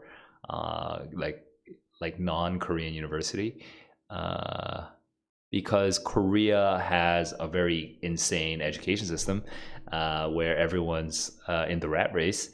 But I would say most of the for example, the Singaporeans that were at U Chicago actually just went to like raffles and stuff like that, where they just went to a prestigious school and they just happened to send a lot of students to the to American universities, but that's not like the main purpose of it. So actually, probably overall, it's probably a minority. International school kids are probably a minority of international students on American college campuses. Probably. I think Korea is kind of a anomaly there, and I think Probably China is probably similar to Korea in that way, but I'm not too sure. Uh, yeah, because I feel like if you're in China but you're not an international and you're going to like the local track, you're probably going to end up going to an American university as a grad student, probably.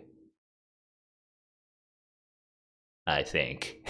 But this is a lot of prognosticating. I have no idea. Do I recommend you take the time and effort to try to get your paper on the Concord Review? Oh, Concord Review is a big deal. I mean, that's such a personal question, and that's not my area of expertise. But Concord Review is kind of a big deal, and I think uh, not regardless of the effort, regardless of the result of whether you actually get in or not, I think the effort that you put in and the experience of actually writing a long ass paper and doing all the research and all that stuff, hopefully you have fun with it. I really hope you have fun with it, and if you're not having fun doing research, please contact me. I can help you have fun doing research, because maybe the way you're being taught to do research is horribly dry and like factory process where you're not enjoying any of it. But if you're having fun and you're building out a thesis on something you care about, and yeah, and you don't get into a Concord Review, but you have this dope ass long ass paper, yo, that's something that like I kind of wish all I could. I kind of want to move into that area of education as well at some point in the future, although it's not really my time. But I think everyone should have that experience, like writing uh, a lot, researching and writing a lot about something you care about, you know? So I would recommend it. But what are your alternatives, right? You have to think about the alternatives. And if you are the student that I think that you are, then I think I would say you should you just try starting it. Starting it is not costly. You know, you could just try it for a couple weeks, and then see if you enjoy it, you know? Is there any difference between the US and international? I mean, they are different exams, but Ramil, I'm not sure why you're asking that question, because now it's very different. Like, it's digital SAT versus US. Like, are you talking about the QASs? What are you talking about? Like, I'm not sure. I'm not sure what you're referring to. Yeah, and says is, I think, responding to the, yeah, to like the fact that the paper SATs are different, but there's no practical benefit for answering. Like, what's the practical benefit for knowing the answer to that question? Because I don't know why that question matters at this point. You've written me in Discord, and it sounds like you actually want me to respond publicly. So I'm gonna look at this thing here. Wait, what happened to my Discord? It's very confusing. Okay.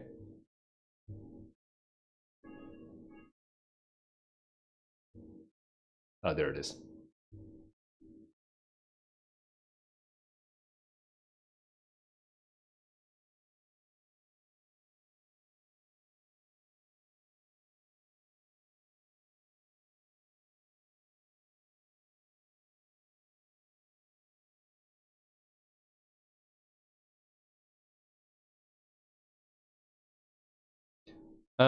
So Yusuf, you have an agreement with your school. Yusuf, can you just confirm that you're okay with me talking about this on stream? Just because I'm kind of confused why you sent it via DM. If you're okay with me talking about this on stream, so can you confirm you're okay with me talking about this on stream?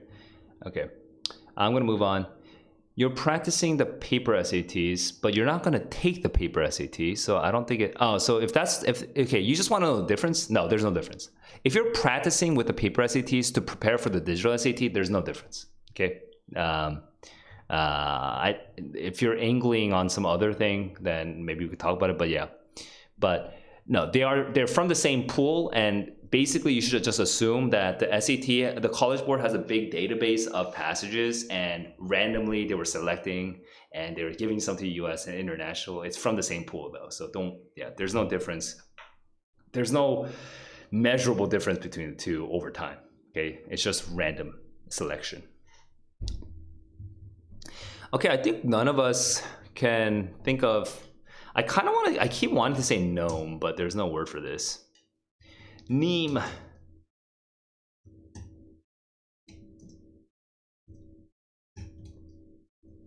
Tymo. Totem. Dude, what the? You're killing me, man.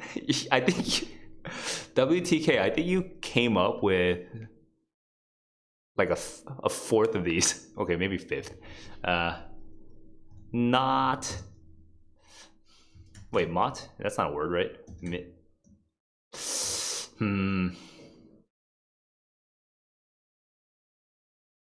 Do we? Ozone needs an M. I guess we can go to hints. Emote works. Emote works. Koreans represent. You must be a Korean, right? You have the iung in your name. Emote. That's such a funny modern word. Anyway. All right. There's four E words, and we've gotten 3 of the 4 E words, and all 4 of them start with em, and 2 of them are 7 letters, and we got those. But there's one that's emit. Emit. That's easy. All right. We have 2 I words, and there's 3 I words, and 2 of them have it as a start. So there's another it word. There's another it word, and it's long.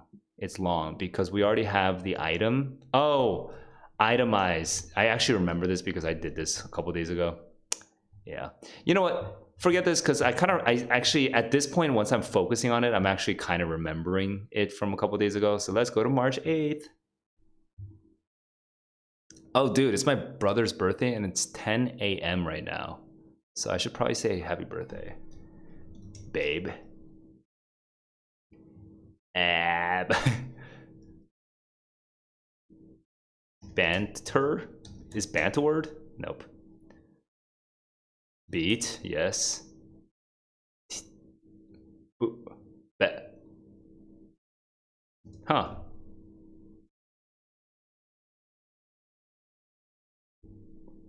You have to have 3 letters, 4 letters. Beam. Thank you for the. That was a typo. Well, why are bees so hard? Babble. Bait is a good word. What's this eung with these difficult words, huh? Okay.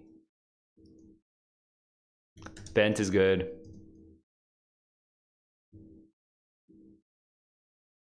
A and E and bake. B is kind of hard, actually. Bane's good. Yeah, the BAO may no. You need to have a B. You need to have a B. So mate doesn't work. If you had mate boy, which is not idiomatic at all. By the way, you guys can still ask me SAT questions. I'm just dicking around. I keep thinking of like able, but there's no able. Maybe it's Maybelline. We had Bane. We had Bait. We have Bank. All right, that's my first contribution in a while.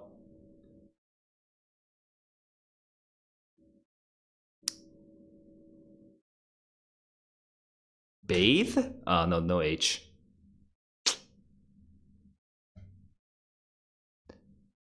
Dude, this is hard. Nah. Nab. Nabe? Do we not have beak yet? Oh, we didn't have beak. We got beam. We got bean. Oh, we didn't get bean. Well, we got beak. We got beat. Beeb. Beb. We have something B. Do we have anything that can go in front of a B? Nah. Mate be. The name? What is that? Name be. Oh, meant by the way works. So abatement, hell yeah. Abatement. Booyah. Oh, I'm awkwardly not zoomed in. Okay, I'm glad that I got a hard word before WTK because I was getting like insecure having like my students show me up on these vocab words, dude. Uh,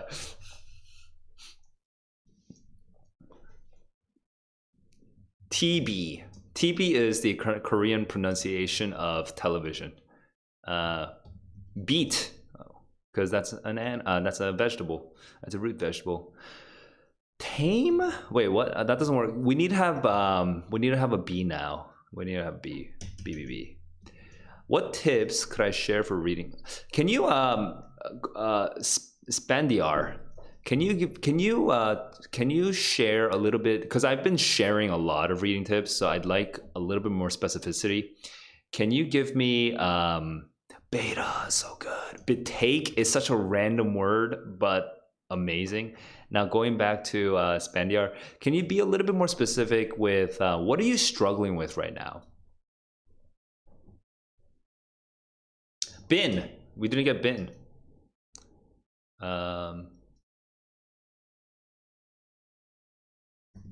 Beta man. Beta man. What? Sorry, you are such a beta man. Beta. Battlement. Battlement.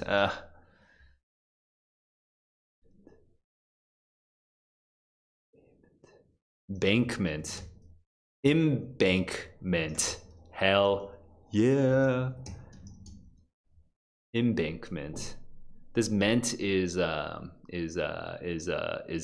carrying me right now. How to not overthink during reading and writing? Yo, actually, there is a pretty straightforward trick for this. You're overthinking.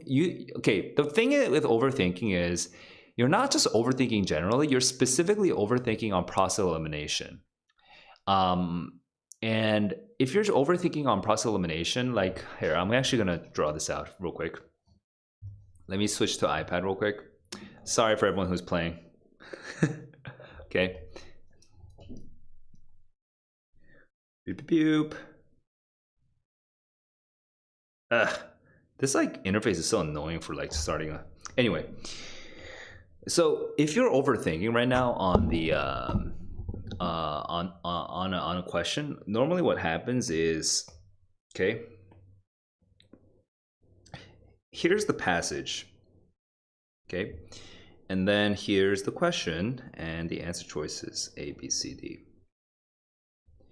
And by the way, this is much more common on answer choices that are like 3 lines or longer, right? So it's a lot of text. Sometimes the answer choices are so long that they're like as long or more or longer than the actual passage itself.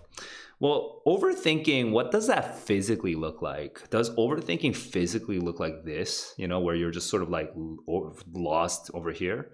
Not really. That's not really overthinking. Oftentimes that's actually underthinking. You're zoning out. You're thinking about other things. You're not overthinking naturally on the left side. You're overthinking physically. Usually you've already eliminated something like A or whatever, right?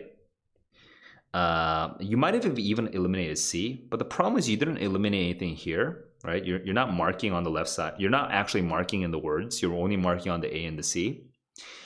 And what you're doing is you're swimming in words, okay? And you might even, if you're undisciplined, you might even be kind of looking at A again, but you're looking at B and D mainly, and you're also kind of getting slightly distracted on C and D, but then you're going back to B and D, B and D, B and D. And one of the things that's not happening is your eyes don't go here, okay? They don't look at the answer choice. I'm going to do that in red. You're not looking here, and you're also not looking, no, you are looking here to some extent. I forgot. When you're looking at B, usually there's some word here, and when you're looking at D, there's usually some word here. So You're like going back and forth, back and forth, back and forth, right? But you're really not looking here, okay? And the problem is that you have some evidence for B, some evidence for D, and you're overheating. Well, what are you supposed to do when you're doing that? Look at the damn question, okay? So at this point, what I tell students to do, all right, is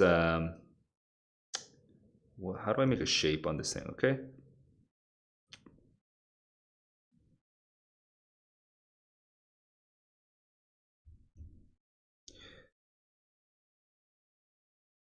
Just cover the answers. Cover the answers with your hand and look at the question, okay? And how do I go back to, oh, wow, I'm actually not used to this thing because like, what is this? Like, how do I go back to my pen? Oh, there it is. Go back and look at the question and then find the evidence and try to come up with your own answer. This should take you less than 10 seconds. Okay, it should not take you that long. And what you might be surprised by is how simple it becomes at that moment. Okay, so try to predict the answer. Once you try to predict the answer, see if it simplifies it for you. If it doesn't, then you should just move on. Just make a guess, 50-50. Don't waste any more time. But if it does, and by the way, you'll feel it. You'll feel it actually working. Choose the thing that you were actually predicting. Okay, because you're probably wasting your time because D, answer choice D, was saying something, and you sort of let yourself get sidetracked by this second possibility that the question was not even asking about. Okay, so try covering the answer choices. Oh wait, yeah, that's fine. So back to, where am I?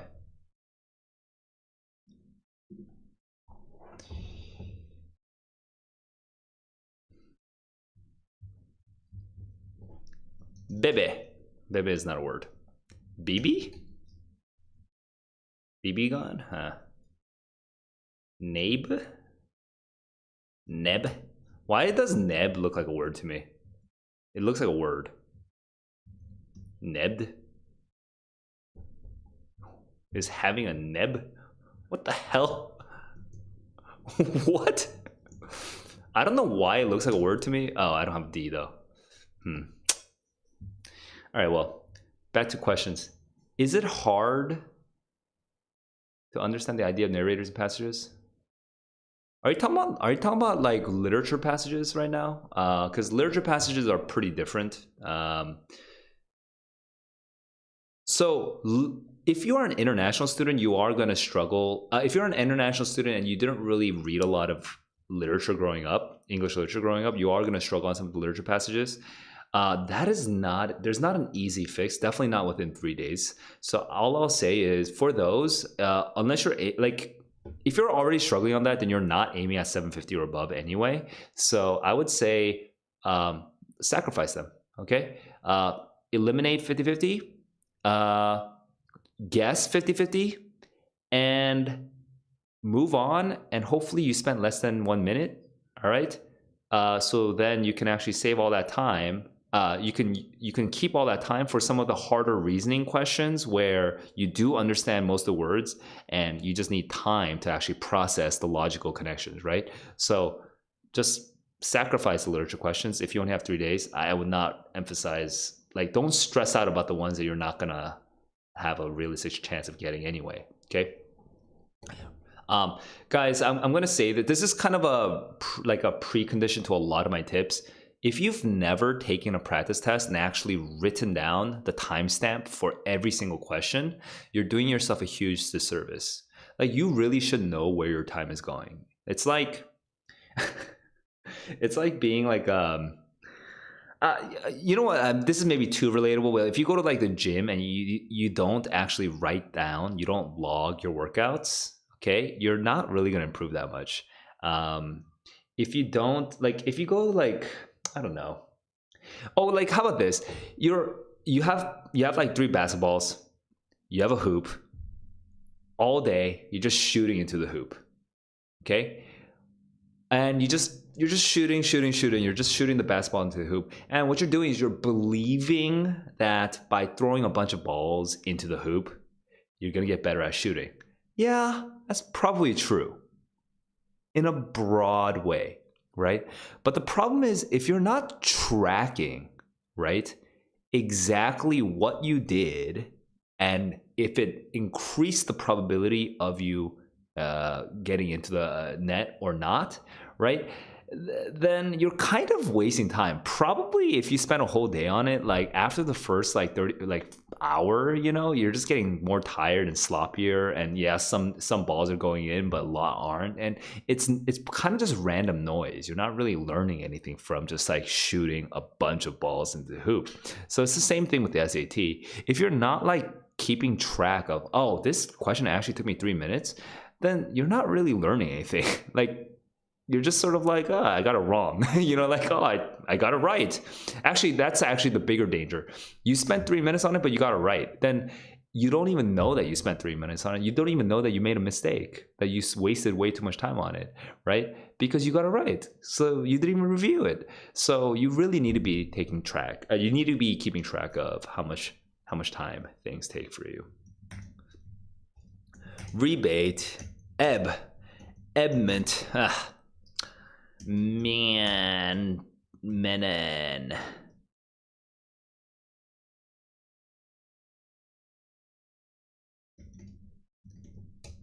Baba? Baba's a word, huh?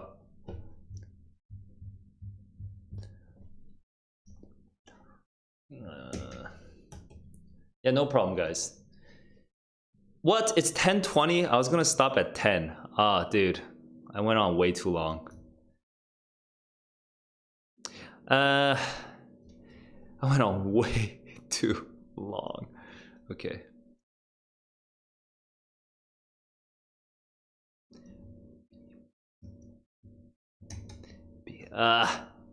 There's bemoan. There's no bemean, but bemoan is not a...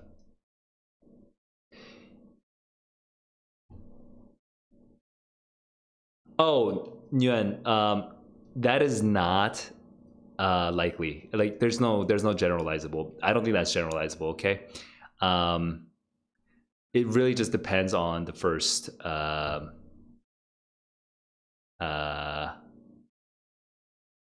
It really just depends on your like. Nguyen, that's hey, that is not generalizable. So, I think you should just... If you're... Actually, I don't know the cutoff, but if you're aiming above like 600 and the second module feels easier than the first module, then you made a big mistake. Okay, you made a huge mistake where you bombed the first module or something like that. You don't want the second module to feel easier than the first module. Okay, so that's all I can say.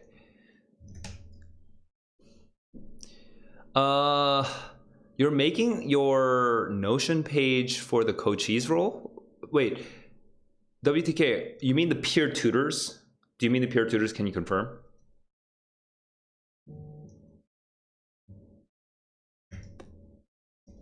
I need beer. I need beat. I need beak. I need beak. I need keeb. Okay, peer tutoring. Yo, that's actually kind of outdated. But you know what? I mean, you're making it, so might as well. Hey, let me just search here. Peer to... Yo, Mexico, what the heck? Long time. Long time. It's been like a year, no?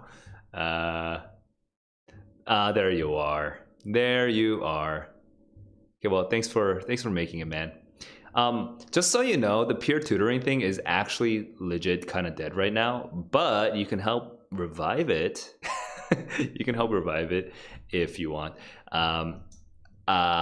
You know, we should probably... Do I still have the peer tutoring channel in Discord? Let me actually open Discord here so I can just share the screen as I do it.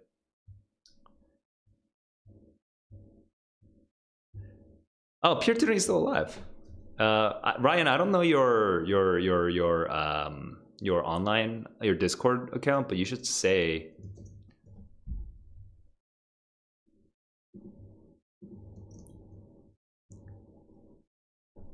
Yo, peep the profile.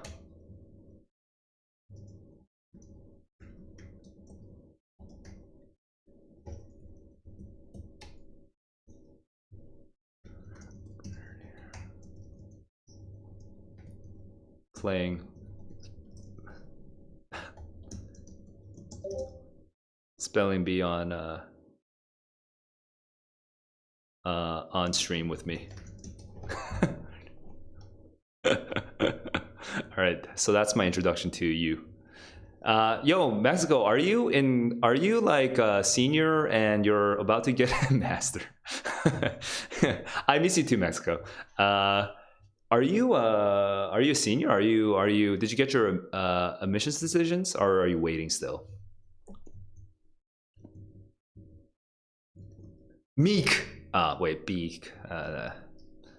I forgot that this is a B. This is so hard though. Oh, we did great. Okay, let's do the hints now. Uy. What, yo? Yeah, you know that's the nature with YouTube, man. Well, let your younger sister and brother know about me, huh? Oh, hey guys, we have four ABs and two AMs. What are? Oh, dude, there's way more ABs than AMs. All right. Okay, how many letters are these? One 4-letter, two 5-letter. So I got one 5-letter here, and several 8 and 9-letter. Wow, what the hell? Well, we got beta already, Ramil. I think we got beta. Yeah. So what's the M? What's what the heck? AM and AB? Oh, AB. Well,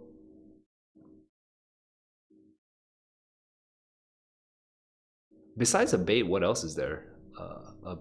A bet.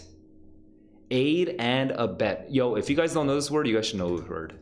A bet. When you are helping somebody, like when you are when you're an accessory to a crime, when you are aiding and abetting a criminal. Okay.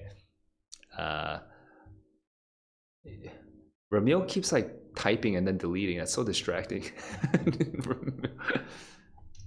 Abetment? Is that a word? Oh, dude, what the? I was not expecting it because that's such an unusual sounding word to me, but apparently you saw it here. Thank you. That is such a strange word. The abetment of a. I feel like no one uses that word. I used to do Ludwig to see if words were common, but I didn't really like their thing. I'm gonna check this right now. Abetment to suicide. I guess they use it. They use it in England. The BBC uses it constantly. 2021. New York Times used it for abetment to suicide. Abetment to suicide is pretty common, apparently. Okay. Reuters, New York Times.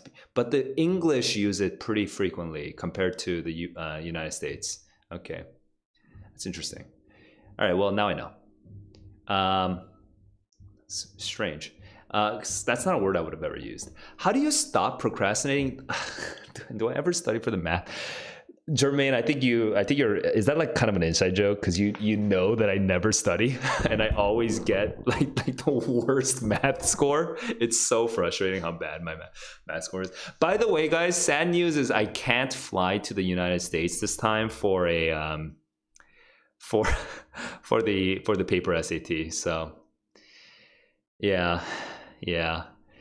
Yo, Mexico, yes, the digital SAT, it's getting launched in the US 2024, but right now all the international students are sort of trialing the digital SAT. And you clearly do not know me. I have not gotten a perfect score on the math in like a decade. It's It's been so long since I got a perfect score on the math. It's so bad. Okay.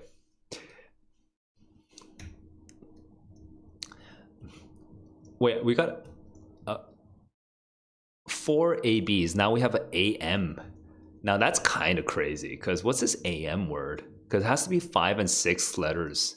Amble? I'm thinking of amble, but amable,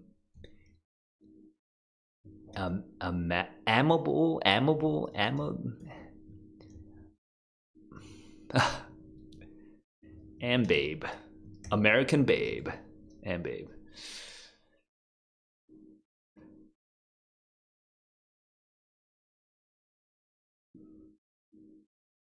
I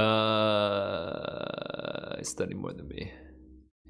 I mean, do I study more than you? I play a lot of PlayStation though, so am I studying?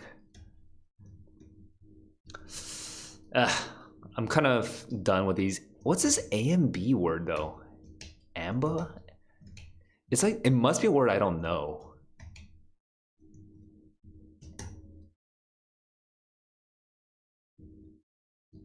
Dude, this is driving me insane. Ambin? Ambin? Ambat? Dude, you don't have. Screw the M word. There's 11 BAs and BEs. We have a lot of BAs. We also have a lot of BEs. We have more BAs left though. Ambate? That's definitely not a word. I'm gonna still do it anyway because I. Anyway, let's do EM. Do we have? Oh, we already have the 2 EMs. We have KE and MA. They're both 5 letters. KE and MA. That sounds crazy. KE and MA with 5 letters each with a B. Kebra. Kesha. Keba. Oh. What's the Jewish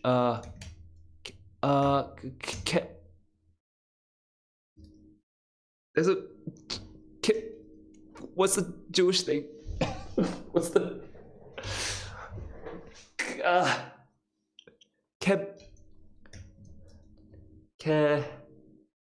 Quebec? Kebab. That's not Jewish. I mean, that was. I was thinking about different. Oh, I was thinking Kabbalah, right? Or that spelling is kind of crazy. It's actually super crazy. I'm confused. All right, I was thinking Kabbalah. Okay. Wait, kebab got filtered? Are you crazy? Wait, so we have MA, by the way. MA with a B and 5 letters. It's 5 letters.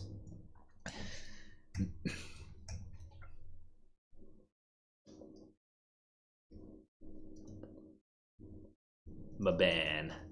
Mamab. Maba. This is a really hard word to imagine.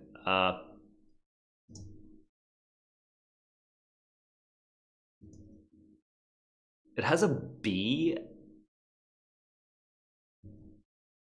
Sometimes, these like double A's or double E's will kind of mess you up. Mabi.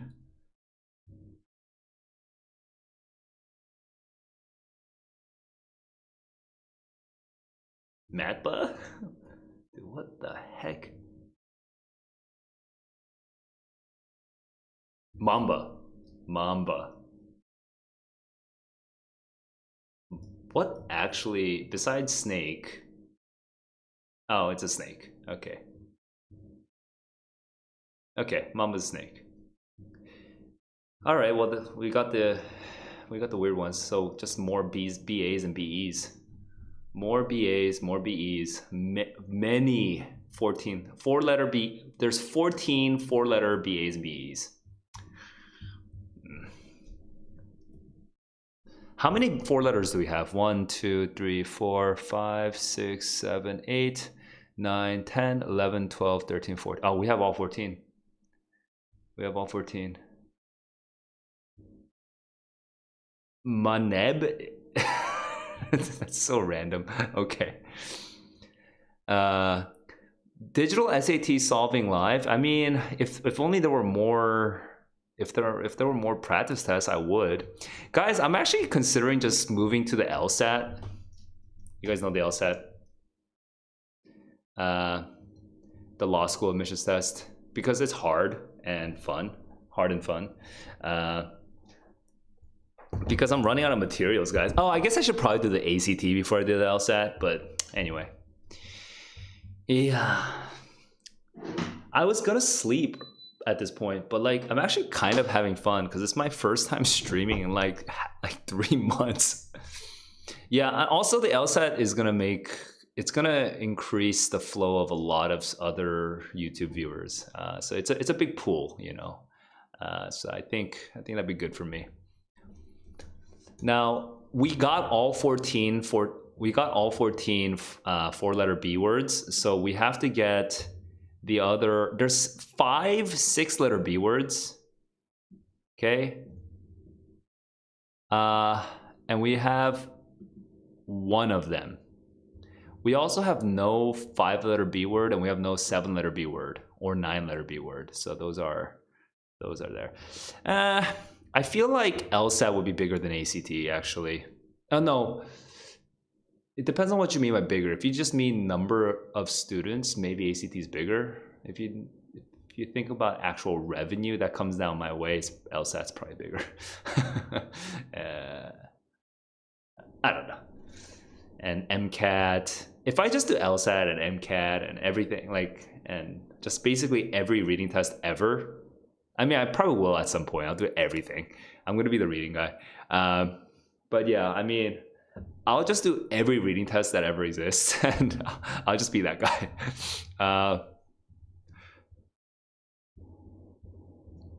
Also, you know, not to knock on you high schoolers, but you know, you guys have no money, whereas the college students trying to get LSAT, they usually have some money. So, and it's a different crowd. But the nice thing about teaching high school students is, you know, I do get to focus more on like broad research and learning skills as well. So that's fun. Do I have the motivation for these BAs and BEs? Let's go. Be make. Is that a word? Be take. Someone said be take earlier, right? Be late. Be mean. Be babe. So summer camp apps are not something I've done, so that's not really my specialty, but you know, I was a pretty good writer back in my day. So I would say, you know, but I actually don't love apps. I'm not great at apps. I for some reason, I feel like I'm cursed with apps. I kind of hate apps, not so much I don't know. But if you know, like I know you, Ryan, so I like if you want me to look over it, sure. You know,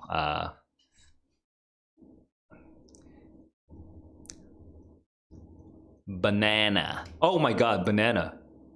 Is that my 6-letter? That's the one. Oh no, that's there's multiple 6 letters. Banana. Banana man. Why is banana man not a word? That should be a word. Tanvir, what score are you? Do you know? What score are you aiming at least?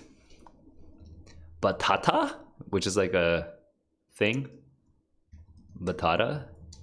It says, yeah, it is a thing, but in many languages, but not English apparently. Batten is a word. Batten the hatches, right? Batten the hatches. You guys know this phrase. Oh, whatever. It's not that interesting. Bama.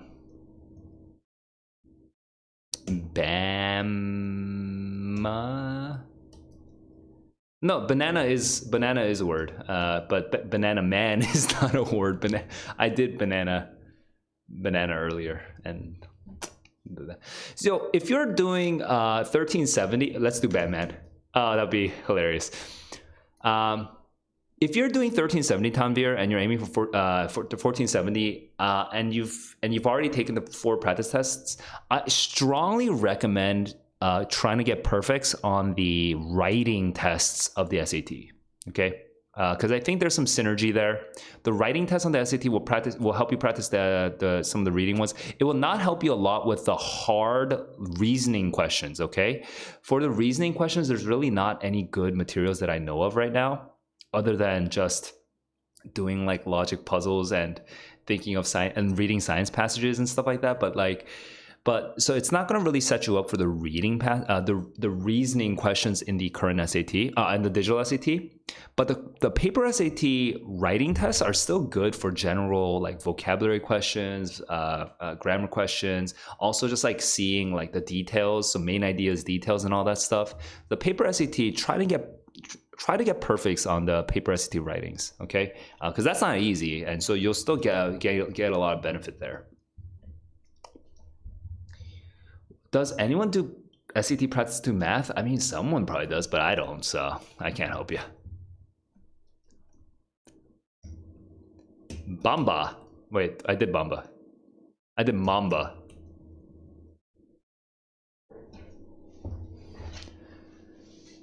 Oh, that's good, Jermaine. By the way, Jermaine, earlier I think you actually shared. Did you say? And also, you want to be a lawyer, so that's good.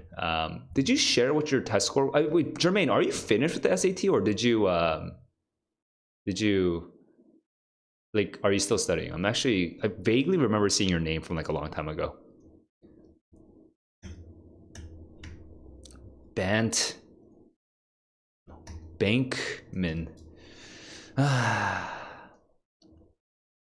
Ba.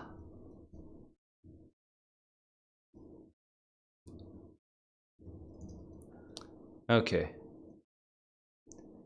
Tanvir, you're 38 out of 44. Okay, I still, if you've not like, if you're lacking materials, I still think writing the writing test is still good for the current SAT.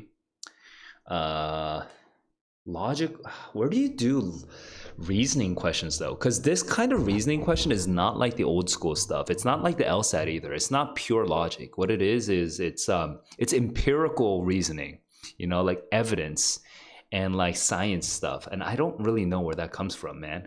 Like, I don't know where you can get practice materials for that. Unless you're just reading a lot of science, like read Nature and Scientific American and stuff. But even that, it's very indirect, like to get that specific reasoning thing. I kind of wish. Tank ban. Is there something we could put a ban in?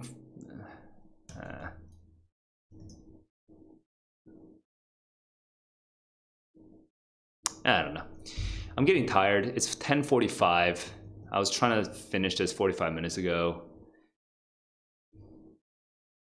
Yeah, biology and anthropology reasoning can be pretty tough, Ramil is actually pinpointing. Like, when I think digital SAT and I think hard questions, I think of basically biology and anthropology reasoning questions.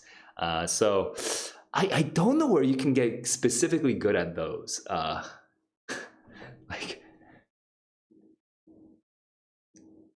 Like I do a lot of reasoning.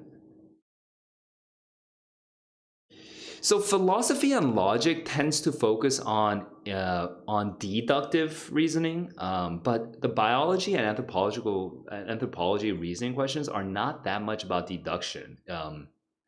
They're not even about induction. It could be. See, I'm not even like I'm not a logician, so I'm not even like 100% sure of my terminology here, but like.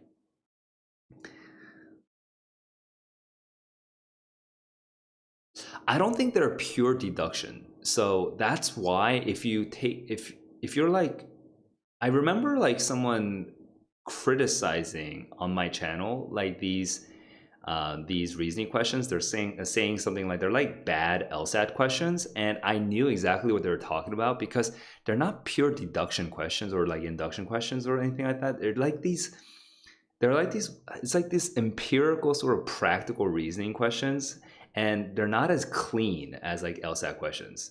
But yeah, so I don't, but that science is actually like that though. Science is unclean. Science is not like the pure math, the pure physics people, and like the down and dirty science people, they're different people. Because you gotta deal with all this uncertainty. And I'm thinking like I don't know what's the best way to train that at the moment. And I think this is an existential problem for my channel. Like I should know what you need to look at to practice that, but I don't at the moment. So all I can say is read more science passages, and you should use the paper SAT and really just play mind games in your head. Like, if this happens, then what happens? What happens next? Whose hypothesis is this? And like, does this hypothesis support the other hypothesis? And if this happened, what would happen? Like, if you play those kinds of mind games, then you're gonna get stronger. But that's just a very indirect way of improving, for the digital SAT.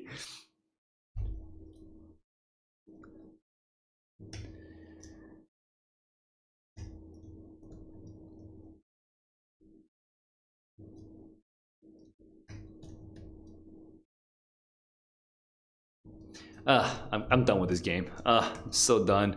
We're at amazing. We didn't get the genius. I only need 4 more points to get the genius. It's so close though. It's so close.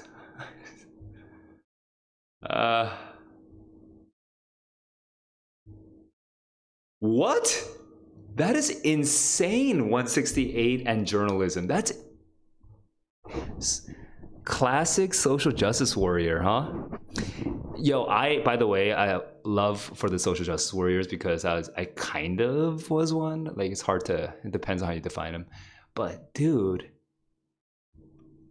wait, what did I get? Elsa is 180. I got 173 in 1 month of studying. Back when I was smarter. I'm no longer that smart. I'm pretty sure I'm dumber. So I got 173 in 1 month of studying. I was pretty proud of that, by the way. Because 173 is the Harvard median, which is like, just is hard.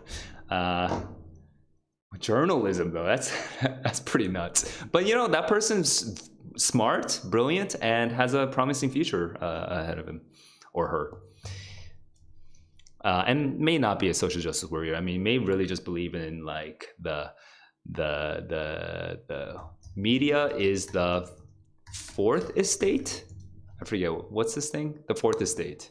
Yeah, maybe just really believes in the power of the fourth estate for democracy. I'm only 4 points away from getting genius. I'm just so close. Maybe I should do the AM instead. Smart Asian.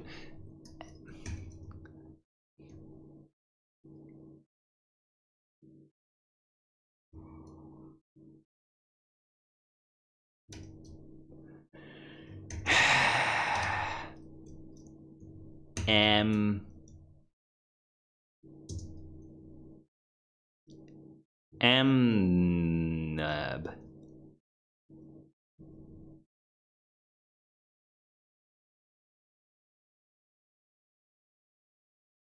Wait, Tanvir, I have a question. Are you studying for the digital SAT or the paper SAT?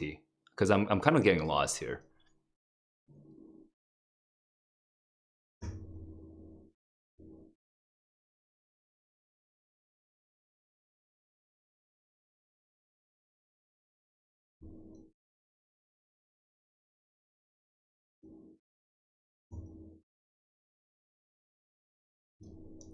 Dude, what the heck is this crazy 5-letter AM word? That's insane. Like, what's this insane?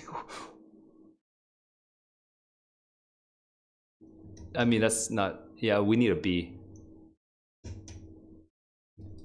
Ambient would work, but what is this crazy word? This is frustrating me so much. Dude, like, Mbab. Oh, dude, what the hell? That's so. Oh, that's not real though. First of all, there's no D. But yeah,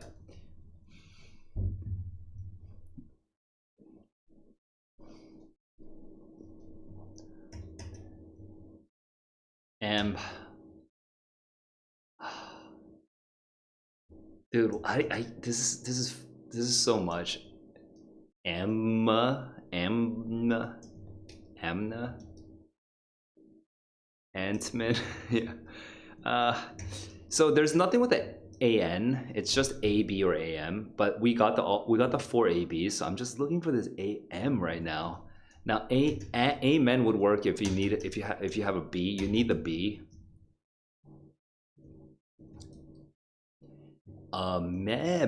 Amoeba. What? Amoeba is not spelled that way. What the hell is amoeba? Oh my god, it's an alternative spelling of amoeba? Dude, what the hell is that? Dude, amoeba. Okay, apparently this exists. I wonder who uses it that way. That's kind of crazy, actually. Uh, Let me look at trends. I want to see amoeba. Okay, I want to see how so it's so random. Oh, you know why? Because people are doing this in. So this is the last day. So I want to look in the past. What the hell? Yeah, apparently in January 2004. That's some weird data aberration. Yeah, I'm in Vietnam right now. Um, Yeah, this is weird, man. It's such a very specific word. I mean, maybe I should compare it to the regular spelling. See, like, there's no data. That's not data. Now I feel like I should buy the Oxford English Dictionary. It's so expensive. How expensive is digital? Like, if you want real data, you gotta have OED. $100 per year. That's actually pretty good. What? Did they change this? Wait, OED subscription. Hang on. Sorry, I'm gonna do a quick Twitter search because I am actually. I think it used to be way more expensive. OED 100. That's crazy. It's only $100 now. It used to be much more. It used to be much more. I think I should buy it, but I can't find it right now. I can't find the news. Yo, I'm gonna get the OED.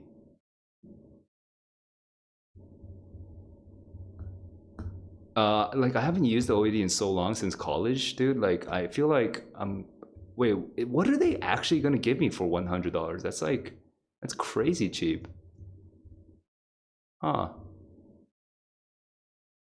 It's more. Wait, actually, I don't know how much pounds are in.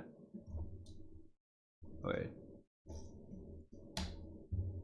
Oh, it's more expensive. That's sad. It's more expensive than the dollar. Well, I guess I could use my I guess I could use my U.S. credit card, and then, huh? Cool. I'm gonna buy the OED, guys. I'm gonna have the OED on my streams.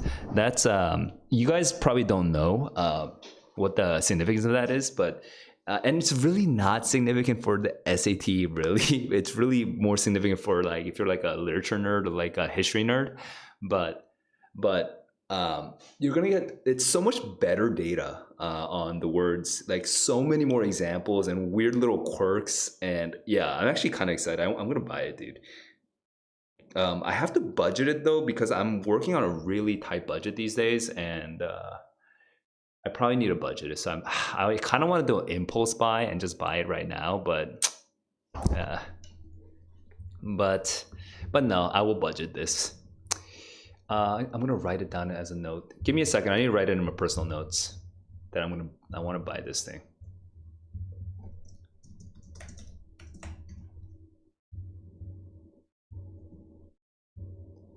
Wow. OED, dude. That's so cheap. Okay. And we got Genius, guys, because of Amoeba. That was so random. So random. Share my achievement? They didn't used to have this thing. Wait, what happens if I... Wait, I'm gonna share it here. What happens? So... I don't know. I don't think that was worth it. I don't know what that was. Well, guys, we made it to Genius, so I'm pretty much pooped. I'm gonna go sleep. I'll catch. I've been a little distracted, so I'll just double check if anyone asked any questions in the last couple minutes, and then I'll wrap up. All right. By the way, if you don't know, I mean, if you want to passively improve your vocabulary, I mean, you can do, games like Wordle, Spelling Bee. They're not really going to improve your vocabulary that much, but it's just like kind of like tangentially connected. The crossword. Yeah, crossword is more pop culture, honestly, by the way. So, and trivia, but yeah, it's good stuff. Free rice is good for vocabulary, though, just so you know. And vocabulary.com is kind of good and kind of it's good. It's good if you're a learner. Vocabulary.com is good.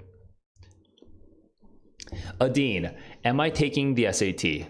All my all my South and Central Asians giving the SAT. No, I do not give the SAT. I take the SAT.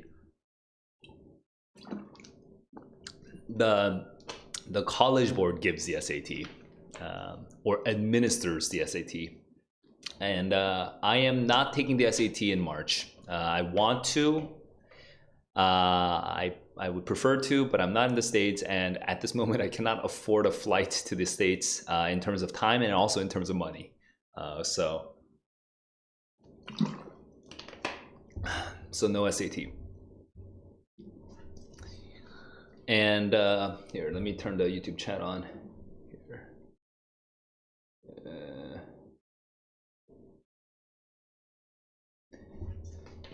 And why did I leave the US? I mean, I left the US after college to I didn't think I would leave the US like for so long. I thought I'd just be in Korea for like a year and then I just do like a world tour. Like I just travel west for like another year. And then when I'm like 24, I'd be like getting my shit together and I actually have like a job or something. That was the plan. But instead, I've just never gotten my shit together. I've just been a homeless bum for 12 years. And so, I'm kidding, not homeless and not a bum, but I just I've been a sort of I've had a journey. I taught for 5 years, then I worked in product management for 5 years, and now I'm back to teaching because, I can make a whole long inspirational speech out of this, but I'll spare you the details. At the time I left because I never had really lived outside of the United States. And, I grew up poor. I don't know if people can imagine. I grew up poor. I had never left the country. And I wanted to see the world. I was bent on seeing the world. No, I'm a US citizen. Born in LA. All right. Tanvir, good chatting. Everyone who was like kicking it with me and playing games, thank you. I'm glad you I had your support on Spelling Bee. Spelling Bee is actually kind of fun on stream because I don't have to constantly focus on it, and it's just like this thing you can just sort of like randomly like it's easy for people to participate in. So that's a good game for streams. I kind of want to set up like a PlayStation just to like actually do it, but it would be so much harder to actually talk while doing PlayStation. So I don't know. But I just like playing games these days. You know, it's something I got back in touch with video games after like 15 years of not playing games. You know, I came back. I also want a PSVR 2, which would be fun. Now, no, don't be sorry about that. I mean, you can ask questions. I'll just not answer them if I'm not comfortable. So I do not mind you knowing that I grew up in LA, or I was born in LA, and I'm a US citizen. You know, whatever. I mean, my face, my name is out there. You know, it's now I'm like, if the creeps on Reddit, right, want to do something creepy to me, like I can't stop it anymore. I'm already out there. All right, guys, gonna go. Everyone, get sleep and stay healthy. Don't over caffeinate. Don't overeat. Just have a regular routine. And when you wake up on Saturday morning, remind yourself it's just another day in the life. Okay, it's nothing special. You're gonna kick ass like you always do every day. All right, chill out, kick some ass, and have a good day. Until then, keep on growing, keep on learning, and actually I'll probably stream again, but I'm gonna focus more on the US time zone on my next stream, so I might not be able to see you guys. Good luck and peace.